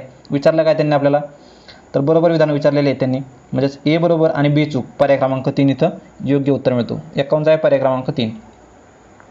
52 बघूयात. 52 प्रश्न. जर पाण्याची घनता 1000 किलोग्रॅम पर मीटर क्यूब असेल आणि तांब्याची घनता 8.9 × 10³ किलोग्रॅम पर मीटर क्यूब असेल तर तांब्याची सापेक्ष घनता किती? तर सापेक्ष घनता म्हणजे रिलेटिव्ह डेन्सिटी आहे बघा. ती डेन्सिटीचा फॉर्म्युला आहे हा रिलेटिव्ह डेन्सिटीचा. डेन्सिटी ऑफ सबस्टन्स आपण डेन्सिटी ऑफ वॉटर हा तुम्ही जर 8.9 × 10³ केला आणि त्याला डिवायडेड बाय 1000 केला तर तुम्हाला याचं उत्तर मिळून जाईल. तर 52 मिळतो आपल्याला पर्याय क्रमांक 1, 8.9. इथं काय होणार आहे, 3 शून्य ह्या 10³ सोबत मायनस होणार आहेत आणि हा 8.9 शिल्लक राहणार आहे इथं आणि तो तुमचं इथं योग्य उत्तर आहे. 1000ला कसं लिहिता येईल आपल्याला 10³ लिहिता येईल. 10³ कॅन्सल होतील आणि 8.9 हा शिल्लक राहील. त्यानुसार आपल्याला मिळतो रिलेटिव्ह डेन्सिटी पर्याय क्रमांक 1. पुढील प्रश्नाकडे जाऊयात. प्रश्न क्रमांक 53 बघूयात. अशा प्रश्नामध्ये काय करायचं, हा भलेही तुम्हाला प्रॉब्लेम किंवा फॉर्म्युला माहीत नाही आहे तर संबंधित प्रश्नामध्ये दिलेल्या दोन जे व्हॅल्यू आहेत यांचा भागाकार करायचा. प्रथमतः भागाकार जर केला तर तुम्हाला जे उत्तर मिळालं ते पर्यायामध्ये जर असेल तर तेच मारायचं. आपल्याला असाही त्याला आपल्याला तुका मारायचाच आहे ना, तर हा पर्याय तुम्ही नक्कीच म्हणजे ट्रिक नक्की तुम्ही फॉलो करून बघा. तुम्हाला बऱ्यापैकी उत्तर त्याची मिळून जातील. कारण एक्झामचं एवढं प्रेशर असतं की त्यावेळेस फॉर्म्युले आठवतच नाही आहेत. त्याच्यामुळे पहिलं काम काय करायचं, असं 2 व्हॅल्यू जर दिले असेल तर दोघांचा भागाकार करायचा आधी आणि जी मोठी संख्या असेल ती शक्यतो अंशामध्ये घ्यायची आणि जी लहान संख्या असेल तर ती छेदामध्ये घ्यायची. कारण इथं 8.9 आणि खाली काय राहील तर ते 1 राहील. त्याच्यामुळे 8.9 मोठंच आहे, त्याच्यामुळे अंशामध्ये 8.9 येईल आणि तेच उत्तर आहे आपलं 8.9. तर 53 प्रश्न बघूयात. जर प्रकाश पहिल्या माध्यमातून 2 × 10⁸ मीटर पर सेकंद वेगाने जाताना दुसऱ्या माध्यमात म्हणजे हा मीडियम आहे बघा, तर इथून प्रकाश लाईट आला आहे, म्हणजे लाईट आला आहे आणि तो थोडासा इकडे बेंड होतो आहे असा. इथं काय कशामुळे बेंड होतो तो, तर दोघांचे काय रिफ्रॅक्टिव्ह इंडेक्स जे असतात ते वेगवेगळे असल्यामुळं हा बेंड होत असतो. इथं पहिल्या माध्यमात प्रकाशाचा वेग किती दिलेला आहे 2 × 10⁸ मीटर पर सेकंद आणि दुसऱ्या माध्यमात दिलेला आहे 1.25 × 10⁸ मीटर पर सेकंद. इथं पुन्हा मागच्या प्रॉब्लेममध्ये सांगितल्यासारखं 2ला काय करायचं मग पुन्हा 1.5 × 10⁸ आणि × 10⁸ करा. याचा डिव्हिजन करा तुम्ही, तुम्हाला उत्तर मिळून जाईल 1.6. 53 त्यानुसार मिळतो आपल्याला पर्याय क्रमांक 3. अन्यथा तुम्हाला जर याचा फॉर्म्युला माहीत असेल रिफ्रॅक्टिव्ह इंडेक्सचा 2 आणि खाली 1 लिहितात आणि वरती काय लिहितात, तर पहिल्या माध्यमाचा वेग 2 × 10⁸ डिवायडेड बाय 1.25 × 10⁸. याचं जर तुम्ही हे कॅल्क्युलेशन केलं 10⁸ कॅन्सल झाला, 1.25नं 2ला जर भागितलं तर तुम्हाला 1.6 उत्तर मिळतं. तर मिळतं पर्याय क्रमांक 3. 53 आहे पर्याय क्रमांक 3. पुढील प्रश्न बघूयात. प्रश्न क्रमांक 54. हा स्नेल्स लॉ आहे बघा, साइन आहे आपण साइन येणार, तर त्यानुसार देखील हा प्रॉब्लेम सुटू शकतो. तर 54 प्रश्न बघा. 2 पृष्ठभागाच्या मध्ये ज्यावेळेस वंगणाचा पातळ थर संपर्कात येतो त्यावेळेस त्याला कोणते घर्षण म्हणतात?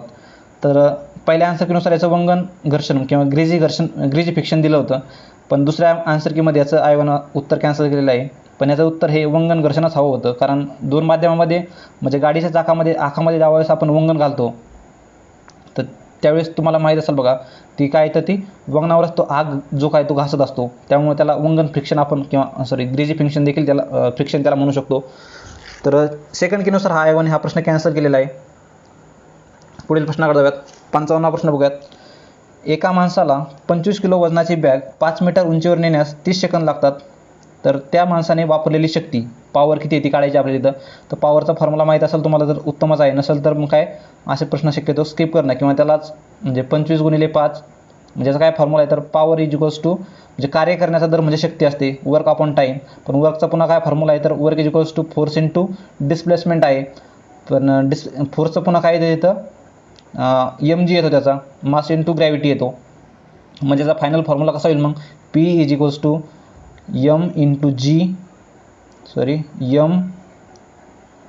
mg आणि × d डिवायडेड बाय t.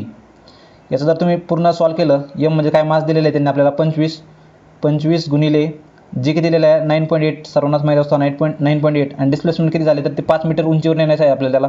तर 5 डिवायडेड बाय किती केलं आपण, तर डिवायडेड बाय 30 केलं, तर याचा पूर्ण भागाकार केलं तर तुम्हाला याचं योग्य उत्तर मिळून जातं आहे आणि ते उत्तर आहे 40.83 वॅट. तर संबंधित प्रश्नाचं पर्याय क्रमांक 2 इथं योग्य उत्तर मिळतं आपल्याला. 55चा आहे पर्याय क्रमांक 2. पुढील प्रश्नाकडे जाऊयात. प्रश्न क्रमांक 56 बघूयात. लेझर किरण पृथ्वीवरून चंद्राकडे सोडल्यानंतर, समजा ही पृथ्वी आहे आणि हा चंद्र आहे, लेझर किरण आपण इथून सोडलेला आहे सोडल्यानंतर चंद्राच्या पृष्ठभागापासून परावर्तित होऊन पृथ्वीवर परत येण्यास 2.56 सेकंद लागतात.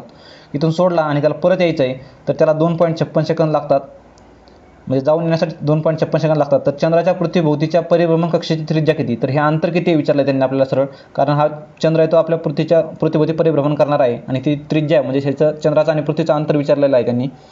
तुम्हाला डायरेक्टली अंतर माहीत असेल चंद्र आणि पृथ्वीचं तर उत्तमच आहे, नसेल तर या फॉर्म्युलाने देखील तुम्ही काढू शकता. 2.56 जाऊन येण्यासाठी वेळ लागतो आहे, म्हणजे फक्त जाण्यासाठी किती लागणार मग 2.56 भागिले 2 म्हणजेच किती येणार, तो 1.28 येणार. म्हणजे आपल्याला फॉर्म्युला आहे distance is equals to speed into time, अंतर बरोबर वेग गुणिले वेळ. डिस्टन्स काढायचं आहे आपल्याला, स्पीड किती दिलेलं आहे आपल्याला, लाईटचं स्पीड माहिती आहे आपल्याला 3 × 10⁸ metre per second, into time किती दिलेलं आहे आपल्याला 1.28. याचा गुणाकार केला तर तुम्हाला इथं योग्य उत्तर मिळून जातं 56चा पर्याय क्रमांक 4. 3.84 × 10⁸ मीटर एवढं त्याचं अंतर आपल्याला मिळून जातं आहे. तर 56चा आहे पर्याय क्रमांक 4. पुढील प्रश्नाकडे जाऊयात. प्रश्न क्रमांक 57 बघूयात. मित्रांनो फास्ट असेल तर व्हिडिओ परत एकदा रिव्हर्स करा, परत बघा. तर 57 प्रश्न बघूयात. खालीलपैकी कोणत्या पेशी घटकाभोवती पटल म्हणजेच आवरण नसते विचारले त्यांनी, नसते, आवरण नसते त्याला, म्हणजे कोणती, not bounded by the membrane नसते त्याला, तर ती आहे रायबोझोम. रायबोझोमला कुठल्याही प्रकारचं आवरण नसतं. तर हे काहीतरी प्रोटीन सिंथेसिसचं काम करतं बघा रायबोझोम, अमायनो ॲसिडपासून प्रोटीन्स करतं. लायझोझोम जे आहे तर लायझोझोम हे डेड सेलचं इथं कन्झम्पशन करतं बघा हे. बाकी ह्याला हे असतात म्हणजे मेम्ब्रेन असते, त्याला मायटोकॉन्ड्रियाला देखील मेम्ब्रेन असतं आणि क्लोरोप्लास्ट म्हणजे फोटोसिंथेसिसमध्ये जे सहभाग घेत आहे त्याला देखील मेम्ब्रेन असतं. इथं मेम्ब्रेन फक्त नसतं, तिथे आहे रायबोझोम. ही रायबोझोम संबंधित इमेजमध्ये तुम्हाला दिसत असेल. तर संबंधित प्रश्नाचा पर्याय क्रमांक 2 इथे योग्य उत्तर आहे. 57 प्रश्न झाला. 58 प्रश्न बघूयात. इकॉलॉजी हा शब्द खालीलपैकी कोणत्या शास्त्रज्ञाद्वारे शोधण्यात आला. इकॉलॉजी हा शब्द कोणत्या शास्त्रज्ञाद्वारे शोधण्यात आलेला आहे, तर हा 1 लाईन प्रश्न आहे बघा.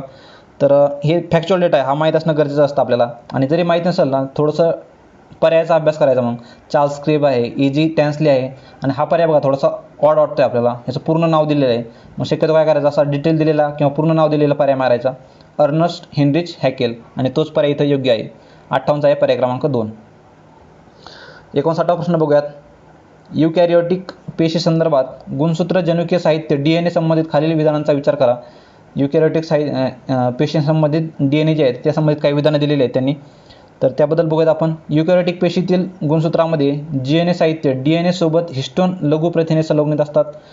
नंतर या प्रथिनामध्ये आर्जिनिन, म्हणजे इंग्लिशमध्ये बघत आपण आता, this proteins are rich in basic amino acids arginine and lysine. तर हे शक्यतो आपण काय करायचं, असे आपल्याला सायन्समधली वाचनातले असले तरी आपल्याला लक्षात राहत नाही असे स्टेटमेंट, तर शक्यतो हे बरोबर धरून चालायचे. बळच एखाद्या विधानाला चुकीचं गृहीत धरायचं नाही, बरोबरच धरून चालायचे. पहिलं विधान देखील बरोबर धरूयात. नंतर दिस प्रोटीन लॅक ट्रॅप्टोफॅन, तर हे देखील बरोबर धरूयात आणि त्यानुसार आपल्याला वरील तीनही विधाने ही बरोबर आहेत असं धरून चालायचं आणि पर्याय देखील तोच इथं योग्य आहे. ही तीनही विधाने बरोबर आहेत, त्यानुसार आपल्याला पर्याय क्रमांक 2 इथं योग्य उत्तर मिळतो. यासाठी रट्टा मारण्याची गरज नाही आहे, कॉमन सेन्स लावायचा.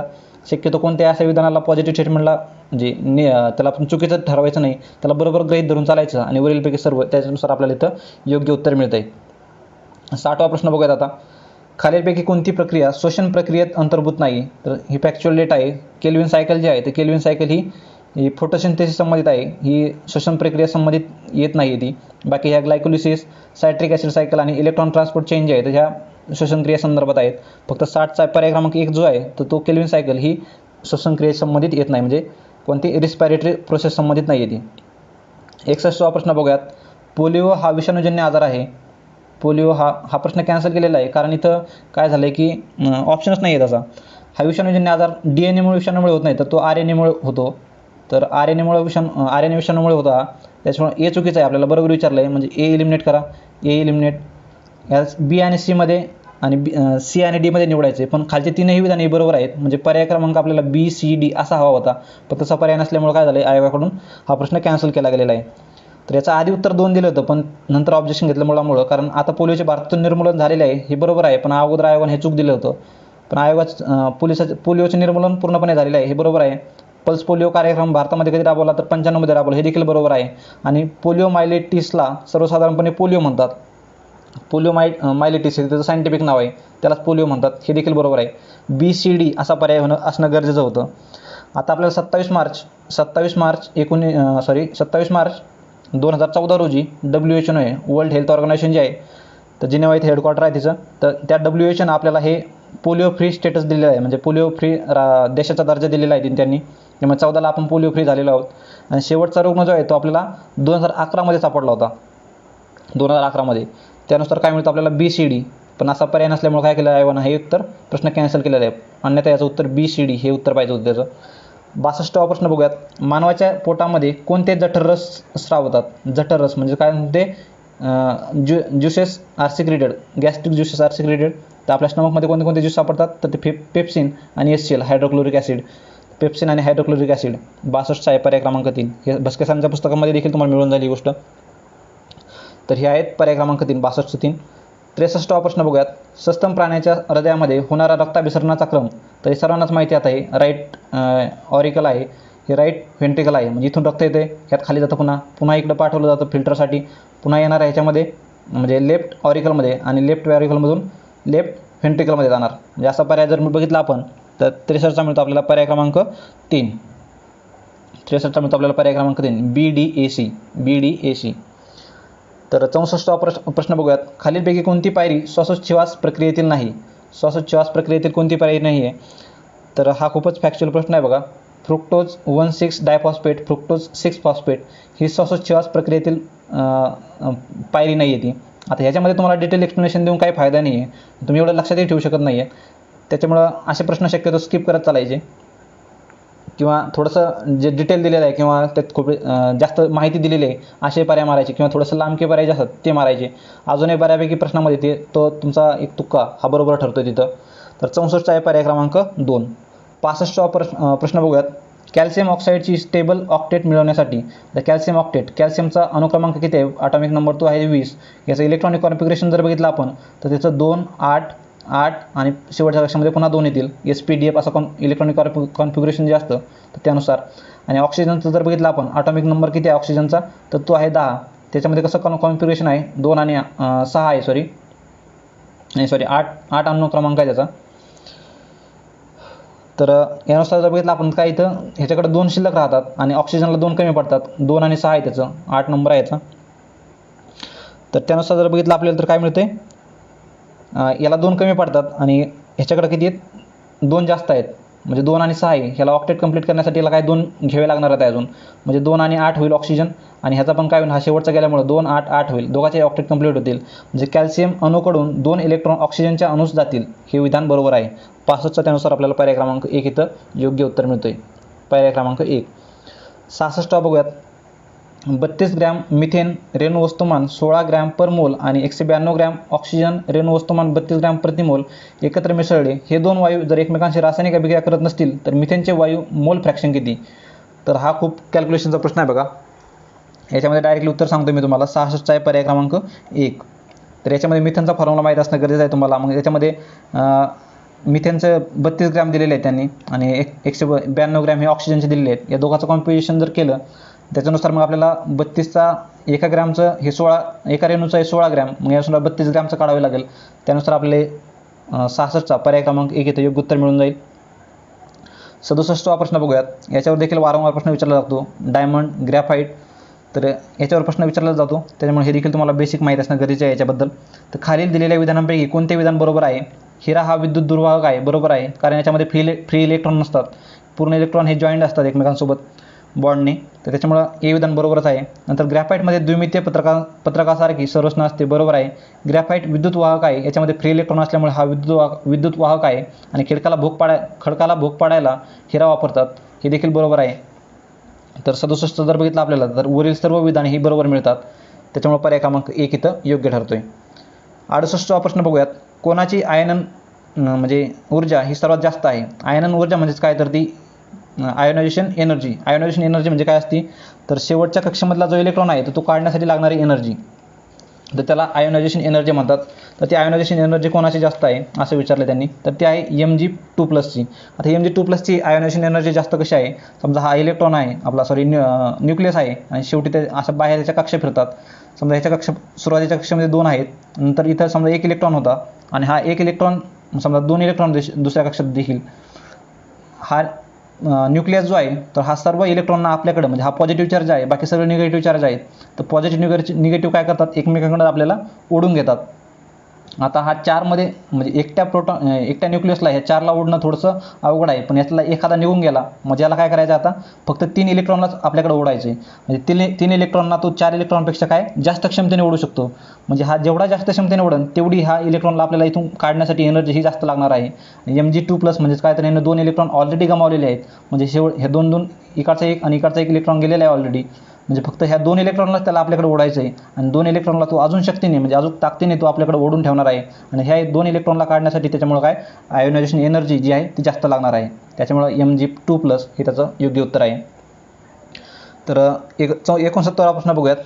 रासायनिक अभिक्रियेचा वेग हा साधारणपणे हा रिपीट झालेला प्रश्न आहे बघा. साधारणपणे काय होतं रासायनिक अभिक्रियेचा वेग हा मंदावत जातो. सुरुवातीला हा जास्त असतो आणि वेळेसह तो कमी होत जातो. 69चा मिळतो आपल्याला पर्याय क्रमांक 3. पुढील प्रश्नाकडे जाऊयात. 70वा प्रश्न बघूयात. डॅश डॅश हा सौम्य क्षपनक आहे म्हणजे रिड्युसिंग एजंट आहे, तो माइल्डेस्ट रिड्युसिंग एजंट.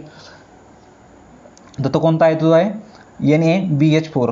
तर हे फॅक्च्युअल आहे, तुम्हाला येणं अपेक्षित नाही आहे ते आणि लक्षातही देखील ठेवू शकत नाही आपण एवढे केमिकल नाव त्यांची. तर संबंधित 70चा आहे पर्याय क्रमांक 3. त्याची गती पृथ्वीच्या गतीसापेक्ष 0 असते. म्हणजे कोणती speed of telecommunication satellite. Telecommunication satellite जे आहे तर ते पृथ्वी जशी फिरते तर त्याच वेगात किंवा त्याच स्पीडनं हे टेलिकम्युनिकेशन सॅटेलाईट देखील फिरतात. त्याच्यामुळे त्यांची एक प्रकारे रिलेटिव्ह जी असते मुव्हिंग जी असते तर ती 0 समजली जाते. आपल्याला ते एका जागेवर स्थिर असल्यासारखे जाणवतात. तर ए विधान बरोबर आहे. नंतर म्हणून ते उपग्रह पृथ्वीवरील माणसाला स्थिर आहेत असे वाटते, ते देखील बरोबर आहे. म्हणजेच काय तर दोन्ही विधाने बरोबर असणं गरजेचं आहे. ए विधान बरोबर आहे आणि बी ही त्याची कार्यमीमांसा करते. पर्याय क्रमांक 2. 51चा आहे पर्याय क्रमांक 2. दोन्ही विधाने बरोबर आहेत आणि बी हे त्याचं कारण सांगते. त्याची सापेक्ष गती 0 का वाटते, कारण ते आपल्याला एका जागेवर थांबलेले दिसतात किंवा एक स्थिर वाटतात, त्याच्यामुळे त्यांची सापेक्षता 0 आहे. पुढील प्रश्नाकडे जाऊयात. 52वा प्रश्न बघूयात. जेव्हा एखाद्या ध्वनी तरंगाचे संपीडन दृढ पृथ्वीवर आदळेल तेव्हा त्यांचे प्रतिबिंब रूप होते. आता इंग्लिशमध्ये बघूयात. फेनक कॉम्प्रेशन म्हणजेच काय तर हा गडद भाग दिसतोय हा कॉम्प्रेशन आहे आणि हा सुट्टा भाग दिसतोय थोडासा, तर तो रेअर फ्रॅक्शन म्हणता येईल त्यालाच कॉम्प्रेशनला मराठीत म्हणतात संपीडन. तर compression of sound wave is incident on rigid wall it is reflected as. तर हा कॉम्प्रेशन जर हा रिजिड वॉलवर जर आदळला तर तो काय म्हणून रिफ्लेक्ट होईल, तर ते 52चा आपल्याला पर्याय क्रमांक 2 इथे योग्य मिळतोय. Compression with no phase change. Compression with no phase change म्हणजे आदळला आहे तो तर तसे त्याच प्रकारात तो कॉम्प्रेशननं बाहेर आलेला आहे. Compression with no phase change. 52चा आहे पर्याय क्रमांक 2.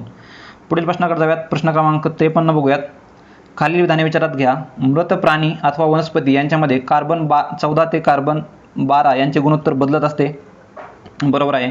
नंतर किरणोत्सारी कार्बन 14 समस्थानिकाचा वापर कार्बनी वयमापनामध्ये म्हणजे ती कार्बन डेटिंग मेथड जी आहे किंवा टेक्निक जी आहे तर त्याच्यामध्येच कार्बन 14चा वापर करतात, हे देखील बरोबर आहे. त्याच्यामुळे 53चा आपल्याला पर्याय क्रमांक 1 इथे योग्य मिळतोय, कारण 14 विधान बी जे आहे तर ते एची कार्यमीमांसा सांगते.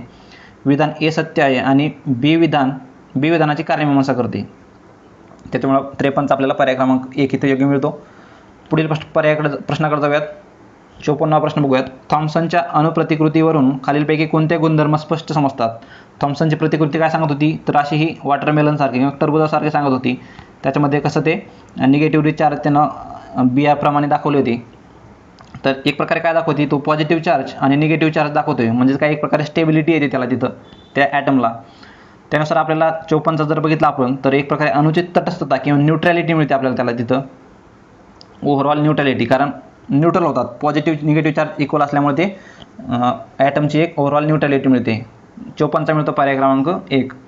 पुढील प्रश्नाकडे जाऊयात. प्रश्न क्रमांक 55 बघूयात. ट्रिटियमचे अर्धायुष्य ट्रिटियम जो इलिमेंट जो आहे तर त्याचे अर्ध आयुष्य आहे ते 12.5 वर्ष असून त्याचा बीटा किरणांनी क्षय होतोय. तर 25 वर्षानंतर मूळ ट्रिटियमचे किती अंश शिल्लक राहतील? तर 12.5 वर्ष काय तो अर्धा होतोय.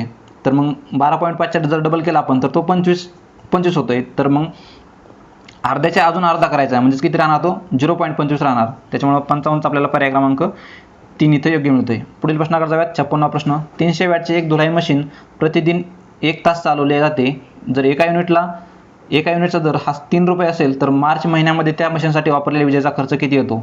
तर हा बेसिक फॉर्म्युला आहे वॅट इंटू आवर अपॉन 100. तर हे जर मल्टिप्लिकेशन केलं तुम्ही तर तुम्हाला ते मिळून जाईल. तर संबंधित प्रश्नाचा पर्याय क्रमांक 3 इथे योग्य उत्तर मिळते. 56चा आहे पर्याय क्रमांक 4 27.90 मिळतं तुम्हाला. आणि इथं जर एक तुम्हाला लॉजिक जरी लावलं असेल तर 2 पर्याय बरोबर दिसले ना तर त्यापैकी एक पर्याय बरोबर जास्त असण्याचे चान्सेस असतात. 27.90 आणि 279.00 असं बघितलं तुम्ही. तर इथं काय करायचं तुम्हाला वॅट किती दिलेलं आहे तर 300 वॅट दिलेलं आहे. 300 गुणिले आता रोज 1 तास चालते म्हणजे मार्च महिन्यामध्ये किती असणार माहीत 31 दिवस असणार आहेत. 31 भागिले 1000 एवढं करा. जो काय उत्तर येईल त्याला तुम्ही 3ने मल्टिप्लाय करा. तुमचं 27.90 उत्तर येऊन जाईल. पुढील प्रश्नाकडे जाऊयात. 57वा प्रश्न बघूयात. योग्य पर्याय ओळखून जोड्या लावा. संपुष्टात न येणारी संसाधने स्ट्रॅटोस्फिअर. तर इथं तुम्ही स्ट्रॅटोस्फिअर माहिती आहे सर्वांनाच ओझोनचा थर असणार आहे तिथं. तर जे जर कन्फर्म येते ना त्याच्यानुसार लगेच पर्याय एलिमिनेट करत चालायचे. त्यानुसार आपल्याला 57चा पर्याय क्रमांक लगेच 3 मिळतो. पर्याय क्रमांक 3 57चा योग्य आहे. कारण संपुष्टात न येणारी संसाधने म्हणजेच कोणती असतात मग ती सौर ऊर्जा संसाधने कधी संपुष्टात येणार नाहीत. स्ट्रॅटोस्फिअर जे आहे ओझोनचा दाट थर आहे तिथं. म्हणजे एचं 3 आहे आणि बीचं 4. एचं 3 आणि बीचं 4 एकाच पर्यायामध्ये मिळतं आपल्याला. त्याच्यामुळे 57चा पर्याय क्रमांक 3 योग्य आहे. पुढील प्रश्नाकडे जाऊयात. 58वा प्रश्न बघूयात. सध्या जागतिक पातळीवर ताज्या आणि चांगल्या प्रतीच्या फुलांची मानवी आहारात वाढत्या प्रमाणात मागणी आहे. म्हणजे काय ताज्या फुलाची आणि चांगल्या प्रतीची फुलांची मानवी आहारात वाढत्या प्रमाणात मागणी आहे. वरील विधान निम्न निर्देशील संभाव्य उपयुक्तेनुसार आधारित असून त्यापैकी एक वरील विधानाच्या संदर्भाने संयुक्तिक नाही. तर खाली काही विधाने दिली आहेत ते वरील विधानाच्या संयुक्तिक नाहीत किंवा त्याच्या विरोधाभास आहेत एकदम. ते कोणते आहेत विचारले त्यांनी. फुलामध्ये नैसर्गिकरित्या अँटीऑक्सिडंट व अपमार्जन कार्यक्षमता असते. फुलामध्ये अँथोसायनिन प्रचूर प्रमाणात असते. जर फुलं आकर्षक असून परागण प्रक्रियेत सहाय्य करतात तर त्याचा काय संबंध आहे का मानवी आहारात? मग फुल महत्त्वाचे जीवनसत्व खनिजांचा मिनरल्स स्रोत आहेत.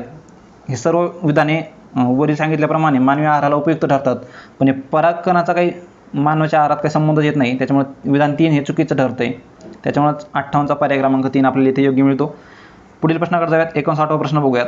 पर्यावरणाशी संबंधित निम्नलिखित योग्य जोड्या लावा. बायोस्फिअर, लिथोस्फिअर, हायड्रोस्फिअर आणि ॲटमॉस्फिअर. बेसिक कन्सेप्टचा प्रश्न आहे हा. तर बायोस्फिअरमध्ये काय तर सर्व वातावरण येणार आहे. हायड्रोस्फिअरमध्ये पाण्याचा संबंध येतो. पृथ्वीचा महासागर, समुद्र तळे. तर ह्याच्यानुसार जर जोडी लावली आपण तर 59चा आपल्याला पर्याय क्रमांक 3 इथे योग्य मिळतो. पुढील प्रश्नाकडे जाऊयात. प्रश्न क्रमांक 60 बघूयात.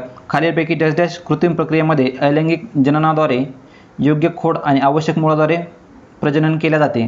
तर याचं योग्य उत्तर आहे पर्याय क्रमांक 4. हे तुम्हाला आय थिंक 12वीचं स्टेट बोर्डचं बुक आहे तर त्याच्यामध्ये दिलेलं आहे बघा. हा समोर स्क्रीनशॉट देखील इथं शेअर केलेला आहे मी त्याचा ग्राफ्टिंगचा. तर हे 11वी आणि 12वीचे तुम्ही स्टेट बोर्ड जरी वाचले सायन्सचे तरी त्याचे प्रेझेंट आहेत दुसरे बुक वाचण्यापेक्षा. 11वी 12वी हे प्रायोरिटी असले पाहिजे तुमची. 11वी 12वी बायोलॉजी. तर पुढील प्रश्नाकडे जाऊयात. प्रश्न क्रमांक 61 बघूयात.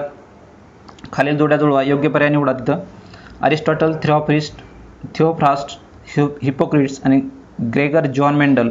तर मेंडल आपल्या सर्वांनाच माहिती आहे अनुवांशिकशास्त्राचा जनक आहे तो. त्याच्यानुसार आपण डीचा 2 लावू शकतो. डीचा 2 पर्याय जर बघितला आपण तर एकाच पर्याय मिळतो आपल्याला तिसऱ्या पर्यायामध्ये. त्यानुसार आपल्याला 61चा पर्याय क्रमांक 3 योग्य मिळतोय. तर बाकीच्या जोड्या देखील बघून घेऊ शकता तुम्ही. अरिस्टॉटल जे आहे तो जीवशास्त्राचा जनक आहे. थिओफ्रास्ट जे आहे तर तो वनस्पतीशास्त्राचा जनक. हिपोक्रेट्स जो आहे तो औषधशास्त्राचा जनक आहे. त्याच्यानुसार आपल्याला 3 पर्याय इथे योग्य मिळतोय. पुढील प्रश्नाकडे जाऊयात. 62वा प्रश्न बघूयात. खालीलपैकी कोणती विधाने सार्कॅमोरबद्दल सत्य आहेत? सार्कॅमोर जो आहे तर हा बघा मसलमधला जो विरळ भाग जो असतो याच्यामधला तर त्याला सार्कॅमोर म्हटलं जातं. तर सार्कॅमोर हे कोणत्याही धातूचे खंड आहेत. कुठलाही धातू जर असेल तर त्याचा एक प्रकारे खंड म्हणजे असे ब्लॉक्स म्हणता येईल त्याला. तर हा एक एवढा ब्लॉक झाला तर हा सार्कॅमोर झाला एक. ते ऊतकीय संरचना म्हणजेच काय तर ते एक histological structure and physiological action histological structure provide करत आहे. तर हा प्रश्न देखील 12वीच्या बायोलॉजी बुकमधून कव्हर झालेला आहे. सार्कॅमोर तिथलीच इमेज आहे. तर संबंधित प्रश्नाचं जर बघितलं आपण पर्याय क्रमांक 3 इथे योग्य उत्तर आहे. दोन्ही विधाने बरोबर आहे ती. पुढील प्रश्न बघूयात. 63वा प्रश्न बघूयात. खालीलपैकी कोणता प्रोटोझोन रोग टीसीटीसी मासे चावल्यामुळे कोणता रोग होतो? तर तो स्लीपिंग सिकनेस. 63 आहे पर्याय क्रमांक 1. पुढील प्रश्न बघूयात. कोशिकांचे सर्वप्रथम वर्णन कोणी केले? कोशिका जे आहेत म्हणजे cell was first time described by, तर ती कोणी केली होती? Robert Hooke. पर्याय क्रमांक 3. 64 आहे पर्याय क्रमांक 3. पुढील प्रश्न बघूयात. 65वा. खालीलपैकी कोणत्या रासायनिक अभिक्रिया ऑक्सिडीकरण आणि क्षपन या प्रकारात मोडतात? ऑक्सिडीकरण आणि क्षपन केमिस्ट्रीमधला प्रश्न आहे बघा. एक बेसिक जर माहिती असेल त्याच्यामध्ये, ऑक्सिडेशनमध्ये काय तर इलेक्ट्रॉनचे बाहेर पडतात तिथून आणि रिडक्शनमध्ये इलेक्ट्रॉनचे ॲडिशन होते. तर हे एक बेसिक ऑक्सिडेशन आणि रिडक्शन आहे. त्याच्यामध्ये बघितलं आपण तर संबंधित प्रश्नात 65चा पर्याय क्रमांक जो आहे 4, तर वरीलपैकी सर्वच ह्या ऑक्सिडेशन रिडक्शन या प्रकारात मोडल्या जातात. तर शक्यतो अशा प्रश्न स्किप करणं हे जास्त फायदेशीर ठरलं असतं. तरी देखील संबंधित प्रश्नाचा पर्याय क्रमांक 4 इथे योग्य उत्तर आहे. किंवा असा प्रश्न जर आला तर वरीलपैकी सर्वच असे पर्याय तरी एक प्रकारे राऊंड करणं गरजेचं आहे. 66वा प्रश्न बघूयात. समपृष्ठरज्जू प्राण्यामध्ये पेशीत आणि उतीत K+ आयनांची संगती डॅश डॅश आणि डॅश डॅश आयनांची असते. आता दोन्ही पर्याय सारखे असणं हे थोडंसं चुकीचं आहे, कारण असं देणार नाहीत ना. समपृष्ठ प्राण्यामध्ये म्हणजे आयनांची संगती जास्त आणि Na+ आयनांची संगती जास्त, असं थोडंसं वाचतानाच आपल्याला चुकीचं वाटतंय ते, किंवा आपल्याला त्याच्यामुळे 3 आणि 1 या पर्यायापैकी एक पर्याय चूज करणं गरजेचं होतं. तर संबंधित प्रश्नाचा पर्याय क्रमांक 3 इथे योग्य उत्तर आहे. 66 आहे पर्याय क्रमांक 3. म्हणजे K+ आयनांची संगती ही जास्त आहे आणि Na+ आयनांची संगती ही लो आहे. पर्याय क्रमांक 3 इथे योग्य ठरतो. 67वा प्रश्न बघूयात. रासायनिक घटाचे विद्युतगामक बल धन असते. विद्युतगामक म्हणजे इलेक्ट्रोमोटिव्ह फोर्स जो आहे तो धन असतो. तर जेव्हा अभिक्रियेचा मुक्त ऊर्जा बदल म्हणजे change of reaction, energy change of reaction किती असतील तेव्हा, तर तो असतो 0पेक्षा कमी असेल तेव्हा. 0पेक्षा कमी म्हणजेच काय, तर पर्याय क्रमांक 2. इलेक्ट्रोमोटिव्ह फोर्स काय सांगतोय, तो बल धन असतो. धन कधी असतो, तर तो एनर्जी चेंज ऑफ रिॲक्शन हा 0पेक्षा कमी असेल तर तेव्हाच हा इलेक्ट्रोमोटिव्ह फोर्स हा पॉझिटिव्ह असतो. त्याच्यामुळे 67 आपल्याला पर्याय क्रमांक 2 इथे योग्य मिळतोय. 68वा प्रश्न बघूयात. आधुनिक आवर्त सारणीतील अणूची त्रिज्या हा आवर्ती गुणधर्म विचारात घेता खालीलपैकी कोणते विधान बरोबर आहेत? आधुनिक आवर्त सारणी जर बघितलं आपण तर खाली काय होतंय, असं खाली येताना आपल्याला काय माहिती, सेल नंबर वाढत जातो, त्याच्यामुळे काय त्याची त्रिज्या वाढत जाणार आहे. म्हणजे वरून खाली जाताना वाढते, बरोबर आहे. पण डावीकडून उजवीकडे जाताना वाढते, हे चुकीचं आहे. कारण बाहेरच्या कक्षामध्ये जास्त इलेक्ट्रॉन आल्यामुळे त्यांचं न्यूक्लियस त्यांना आकसून घेतो जवळ, आणि त्याच्यामुळे त्यांची त्रिज्या देखील कमी होते. म्हणजे डावीकडून उजवीकडे जाताना कमी होते. ए आणि डी पर्याय बरोबर असणं गरजेचं आहे. त्याच्यानुसार 68चा पर्याय क्रमांक आपल्याला 1 इथे योग्य ठरतो. 68चा आहे पर्याय क्रमांक 1. पुढील प्रश्नाकडे जाऊयात. 69वा प्रश्न बघूयात. खालीलपैकी कोणास टर्पिनॉइड समजले जाते? टर्पिनॉइड. तर टर्पिनॉइड कोणाला म्हटलं जातं, तर ते म्हटलं जातं मेन्थॉल आणि अजीवनसत्वाला. म्हणजे दोन्ही विधाने बरोबर आहे ती, म्हणजेच पर्याय क्रमांक 3. दोन्ही मेन्थॉल आणि अजीवनसत्व. पर्याय क्रमांक 3 इथे योग्य आहे. यांना टर्पिनॉइड म्हटलं जातं. पुढील प्रश्नाकडे जाऊयात. 68वा प्रश्न बघूयात. 70 प्रश्न बघूयात. 69चा आहे पर्याय क्रमांक 3. 70वा प्रश्न बघूयात. ह्या टर्पेनॉइडला अजून आयसोप्रिनॉइड्स देखील म्हटलं जातं. म्हणजे 5 कार्बनच्या कंपाऊंडपासून जो आयसोप्रिन जो आहे त्याच्यापासून हा टर्पेनॉइड बनवला जातो. 70वा प्रश्न बघूयात. टेट्राहेड्रल, आता हा NiCO4 दिलेला आहे आणि यांचा कॉम्प्लेक्स विजोड इलेक्ट्रॉनची संख्या विचारलेली आहे त्यांनी आपल्याला. तर याच्यामध्ये विजोड इलेक्ट्रॉनची संख्या 0 आहे, कारण सर्व इलेक्ट्रॉन इथे फिल झालेले आहेत. त्याच्यामुळे आपल्याला 0 उत्तर मिळते, म्हणजे पर्याय क्रमांक 1 बद्दल.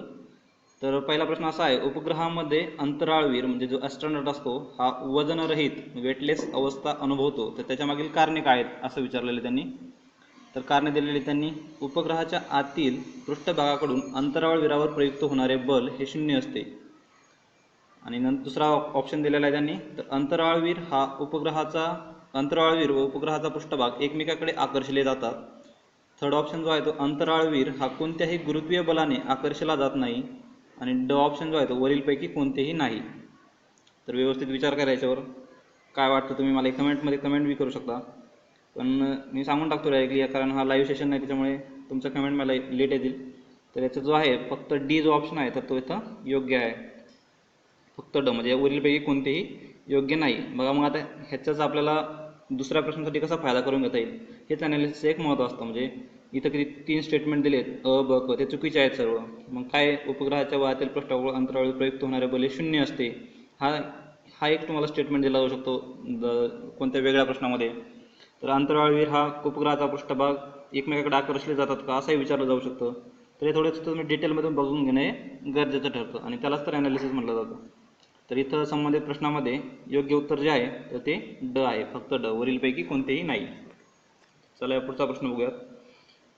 सेकंड क्वेश्चन जो आहे तो इलेक्ट्रॉनिक दळणवळण पद्धतीमध्ये म्हणजे डिजिटल पद्धतीमध्ये अंकात्मक संदेश, त्या अंकात्मक संदेशाबद्दल काही स्टेटमेंट दिलेले आहेत. त्याच्यातील आपल्याला कोणती विधाने सत्य आहेत ते विचारलेलं आहे त्यांनी. तर पहिलं जे विधान आहे तर ते सलग संदेश संच पुरवत नाहीत. थोडंसं आपण इंग्लिशमध्ये पण बघू सायमल्टेनियसली, कारण मराठीतले काही शब्द खूप समजण्यास किचकट असतात, तर इंग्लिशमध्ये थोडंसं टॅकल करणं सोपं जातं. तर do not provide a continuous set of values, म्हणजे फर्स्ट स्टेटमेंट जे आहे तर do not provide a continuous set of values, continuous set देत नाही. दुसरा स्टेटमेंट आहे तर represent values as discrete steps, utilise binary system म्हणजे बायनरी संख्या पद्धतीचा उपयोग करतात. आणि दशमान आणि द्विमान बायनरी या दोन्ही संख्या पद्धतीचा उपयोग करतात. तर यातील कोणती विधाने सत्य आहेत असा प्रश्न आहे त्यांचा. तर यातील जे आहे तर ड विधान जर सोडलं आपण, दशमान आणि द्विमान या दोन्ही संख्या पद्धतीचा उपयोग करतात हे सोडलं तर बाकी सर्व विधाने हे सत्य आहेत. म्हणजेच काय तर विधान पर्याय क्रमांक 3 जो आहे अ ब आणि क हे विधाने सत्य आहेत. त्याच्यामुळे अ ब क हे विधाने सत्य आहेत. म्हणजेच काय सलग संदेश संच पुरवत नाहीत, स्वतंत्र विलग पायऱ्यांमध्ये सादर केलेले जातात आणि बायनरी द्विमान संख्या पद्धतीचा उपयोग करतात. फक्त जे आहे दशमान आणि द्विमान हे दोन्ही सोबत केले जात नाहीत, त्याच्यामुळे ड विधान चुकीचं ठरतं. त्याच्यामुळे पर्याय क्रमांक आपल्याला 3 हा इथं योग्य मिळतो. त्याच्यामुळे प्रश्न क्रमांक 2 जो आहे तर त्याचा योग्य उत्तर आहे 3. चला पुढील प्रश्नाकडे जाऊयात आपण. पुढील प्रश्न आहे अणुकेंद्रकाभोवती. बघा फिजिक्सचे प्रश्न 2016ला विचारले होते खूप जास्त, 5 ते 6 प्रश्न विचारले होते. त्यानंतर खूप कमी प्रश्न विचारतात तसे. थोडेसे बेसिक फॉर्म्युले वगैरे तुम्ही एक पाठ करून ठेवले तर ते पण सोपं जातं. जर नाही जमले तर जास्त लोड नका घेऊ त्याचा, दुसरीकडे कुठंतरी तुमचा इनपुट देण्याचा प्रयत्न करा. तर बघूया हा संबंधित प्रश्न काय आहे. तर अणुकेंद्रकाभोवती दुसऱ्या भ्रमणकक्षेत भ्रमण करणाऱ्या इलेक्ट्रॉनची ऊर्जा दिलेली आहे त्यांनी -3.4 इलेक्ट्रॉन व्होल्ट. त्याचे तिसऱ्या भ्रमणकक्षेतील ऊर्जा किती असं विचारलं आहे. समजा न्यूक्लियस जो असतो तर बेसिक स्ट्रक्चर तर माहीतच असतं का, न्यूक्लियस आहे. त्याच्या पहिल्या कक्षामध्ये जो इलेक्ट्रॉन फिरतोय भ्रमणकक्षेमध्ये तर दुसऱ्या भ्रमणकक्षेत भ्रमण करणाऱ्या इलेक्ट्रॉनची ऊर्जा दिलेली आहे त्यांनी. दुसऱ्या भ्रमणकक्षेत इलेक्ट्रॉनची ऊर्जा किती दिलेली आहे त्यांनी -3.4 इलेक्ट्रॉन व्होल्टमध्ये दिलेली आहे त्यांनी. आणि काय विचारलं तर तिसऱ्या भ्रमणकक्षेतील ऊर्जा किती असेल त्याची. तर आपल्या सर्वांनाच माहिती एक फॉर्म्युला आहे बघा, En इक्वल्स टू म्हणजे ती इलेक्ट्रॉनची एनर्जी दिलेली असते. एन म्हणजे आता एन जो असतो तो एनर्जी लेवल असतो त्याचा. तर आपल्याला तिसऱ्या भ्रमणकक्षेतली विचारलेली आहे त्याचं -13.6 अपॉन जो एन जो असतो तो इथं आपल्याला काय दिलेलं आहे त्यांनी, एन आपल्याला दिलेलाच ऑलरेडी, एन स्क्वेअर असतो तो. तर याच्यानुसार मग काय होईल -13.6 अपॉन एन स्क्वेअर म्हणजेच काय होईल तो 3चा स्क्वेअर 9 इलेक्ट्रॉन व्होल्ट. याचं जर तुम्ही योग्य उत्तर काढलं तर तुम्हाला -1.1 इलेक्ट्रॉन व्होल्ट इथं मिळून जातं आहे. त्याच्यामुळे इथं पर्याय क्रमांक 3 जो आहे तो तुम्हाला इथं योग्य मिळतो. त्याच्यामुळे प्रश्न क्रमांक 3 जो आहे त्याचा पर्याय क्रमांक 3 इथं योग्य मिळतो. चला पुढील प्रश्नाकडे जाऊयात. प्रकाशीय तंतू हा खालीलपैकी कोणत्या तत्वावर आधारित आहे. बघा मी मागच्या प्रश्नात सांगितल्याप्रमाणे मराठीतले काही काही प्रश्न शब्द हे खूप थोडे समजण्यास अवघड जातात. बऱ्यापैकी मुलांचं सायन्स बॅकग्राऊंड असल्यामुळं इंग्लिशमधील सायन्सचे शब्द हे फॅमिलियर असतात त्याच्यासोबत. कधी कधी आपण मराठीत वाचल्यामुळे आपल्याला प्रकाशीय तंतू असं वाटू शकतं की आपण वाचलेलाच नाही तो, पण इंग्लिशमध्ये तेच बघितलं तर ऑप्टिकल फायबर म्हणतात प्रकाशीय तंतूला. तर optical fibre is based on which of the following principles.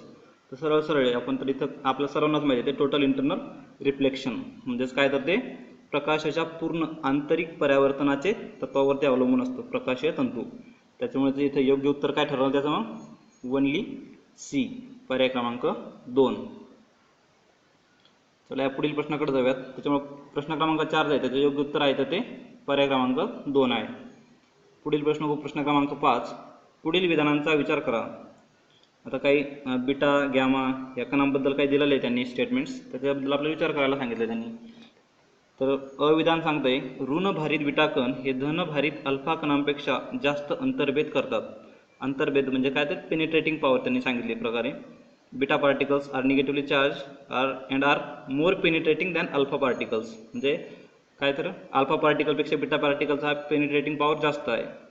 विधान ब काय सांगते, उदासीन धन अथवा ऋण नसलेले म्हणजे जे गॅमा कण हे उदासीन असतात, न्यूट्रल लाईक, ते न्यूट्रॉन सारखे.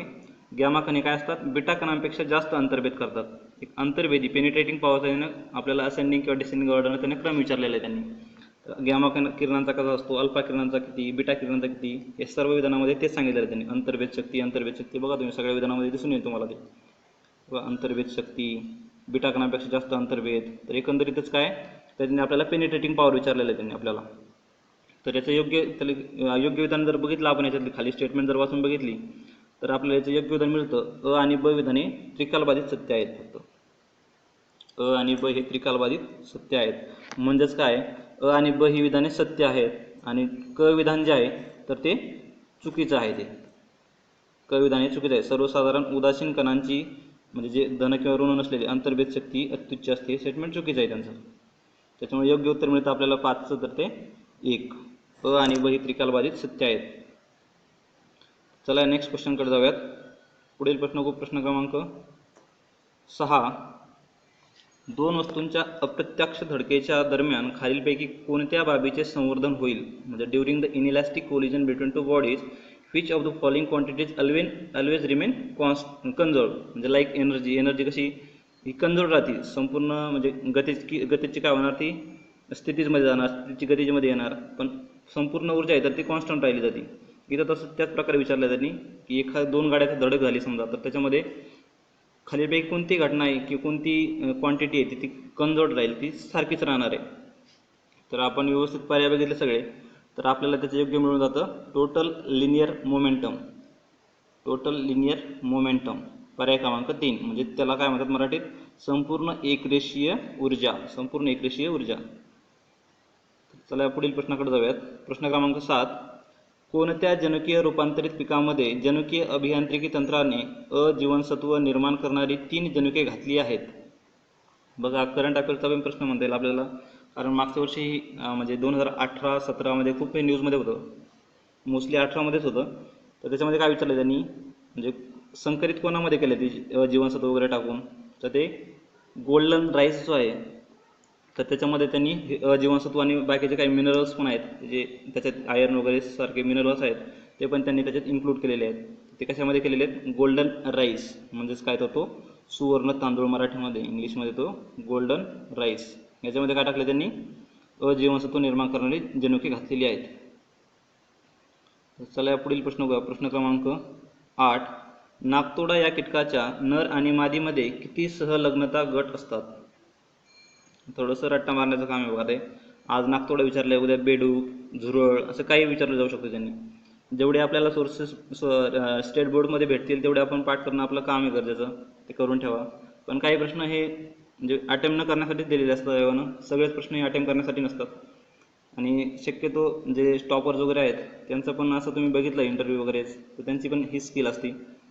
तर इथं बघितलं आपण एक फॅक्च्युअल क्वेश्चन आहे ना, तर इथं नाकतोडा या कीटकाच्या नर आणि मादीमध्ये किती सहलग्नता गट म्हणजेच काय असतात, हाऊ मेनी लिंकेज ग्रुप्स, त्याच्यामध्ये लिंकेज ग्रुप किती असतात, तर ते असतात काय 12 आणि 12 जे पर्याय क्रमांक 3 मध्ये दिलेला आहे, तर ते लिंकेज ग्रुप्स तेवढे असतात त्यांच्यामध्ये. त्यामुळे प्रश्न क्रमांक 8 जो आहे त्याचं योग्य उत्तर आहे 3. पुढील प्रश्न क्रमांक 9. कोणत्या वनस्पतीमध्ये HSK अथवा C4 या प्रकारचे प्रकाश संश्लेषण होते. तर इथे एक प्रकाश संश्लेषणाचा प्रकार आहे बघा, C4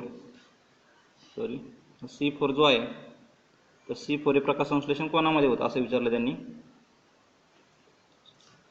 HSK किंवा C4 या प्रकारचे प्रकाश संश्लेषण कोणामध्ये होतं, तर ते आहे ऊसामध्ये. HSK म्हणजे C4 पाचवेचे प्रकाश संश्लेषण घडून येतं. पर्याय क्रमांक 1 इथं योग्य आहे त्याचा. पुढील प्रश्न क्रमांक 10. रसायनांपासून स्वतःचे अन्न तयार करणारे जीवाणू कोणत्या रसायनांचे विघटन करून ऊर्जा मिळवतात. तर रसायनांपासून जे हे असतात जीवाणू असतात जे ऊर्जा मिळवतात ते कोणत्या घटकाला, तर ते असेंद्रिय द्रव्ये जे असतात, असेंद्रिय द्रव्ये यांच्यापासून ही ऊर्जा मिळवली जाते, म्हणजेच काय इनऑर्गॅनिक इंग्लिशमध्ये बघितलं तर.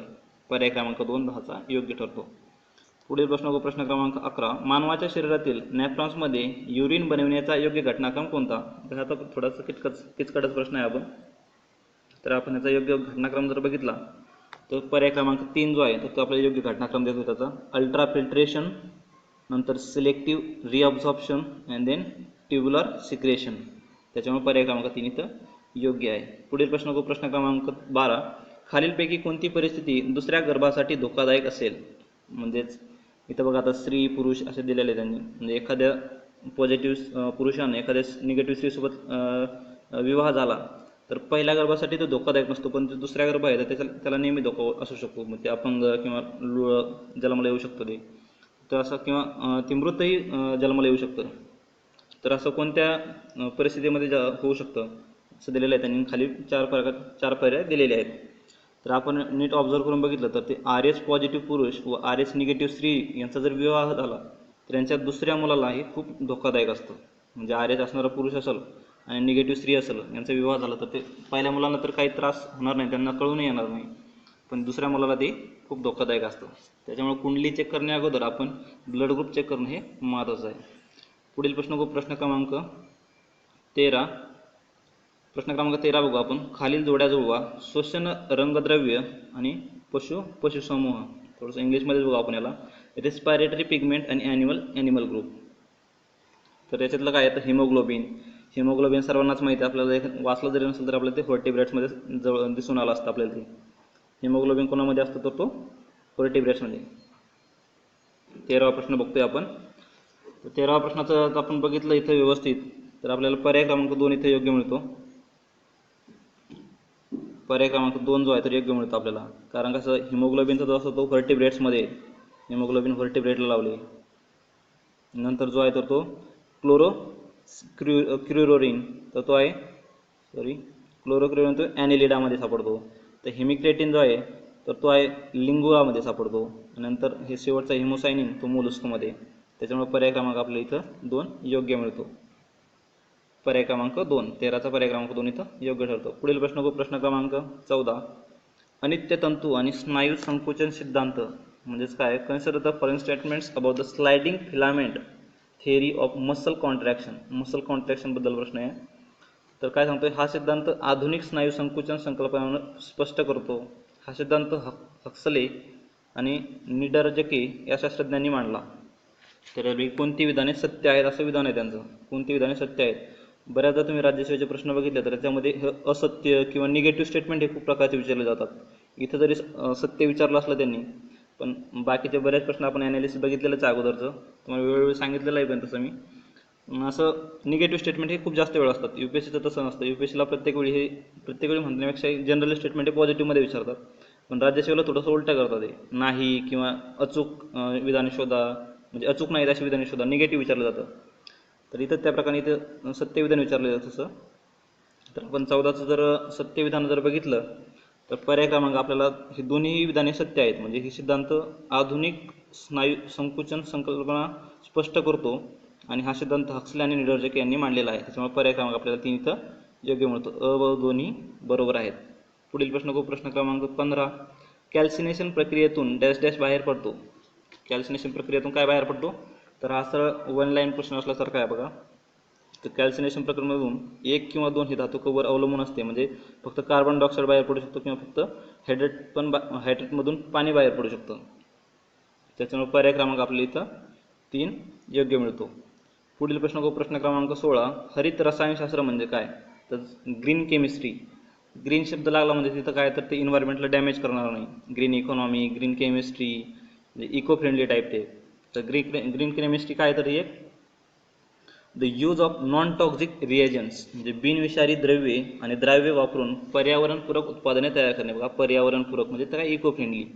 तर ग्रीन शब्द आला तर थोडंसं असं नसेल जरी स्टेटमेंट तुम्हाला प्रश्न येत तर तुम्ही असं बघायचं थोडंसं इन्व्हायरमेंटला कोणतं पूरक आहे बाबा असं विधान बघायचं. इन्व्हायरमेंट फ्रेंडली बघा इथं वापरला पण शब्द इंग्लिशमध्ये.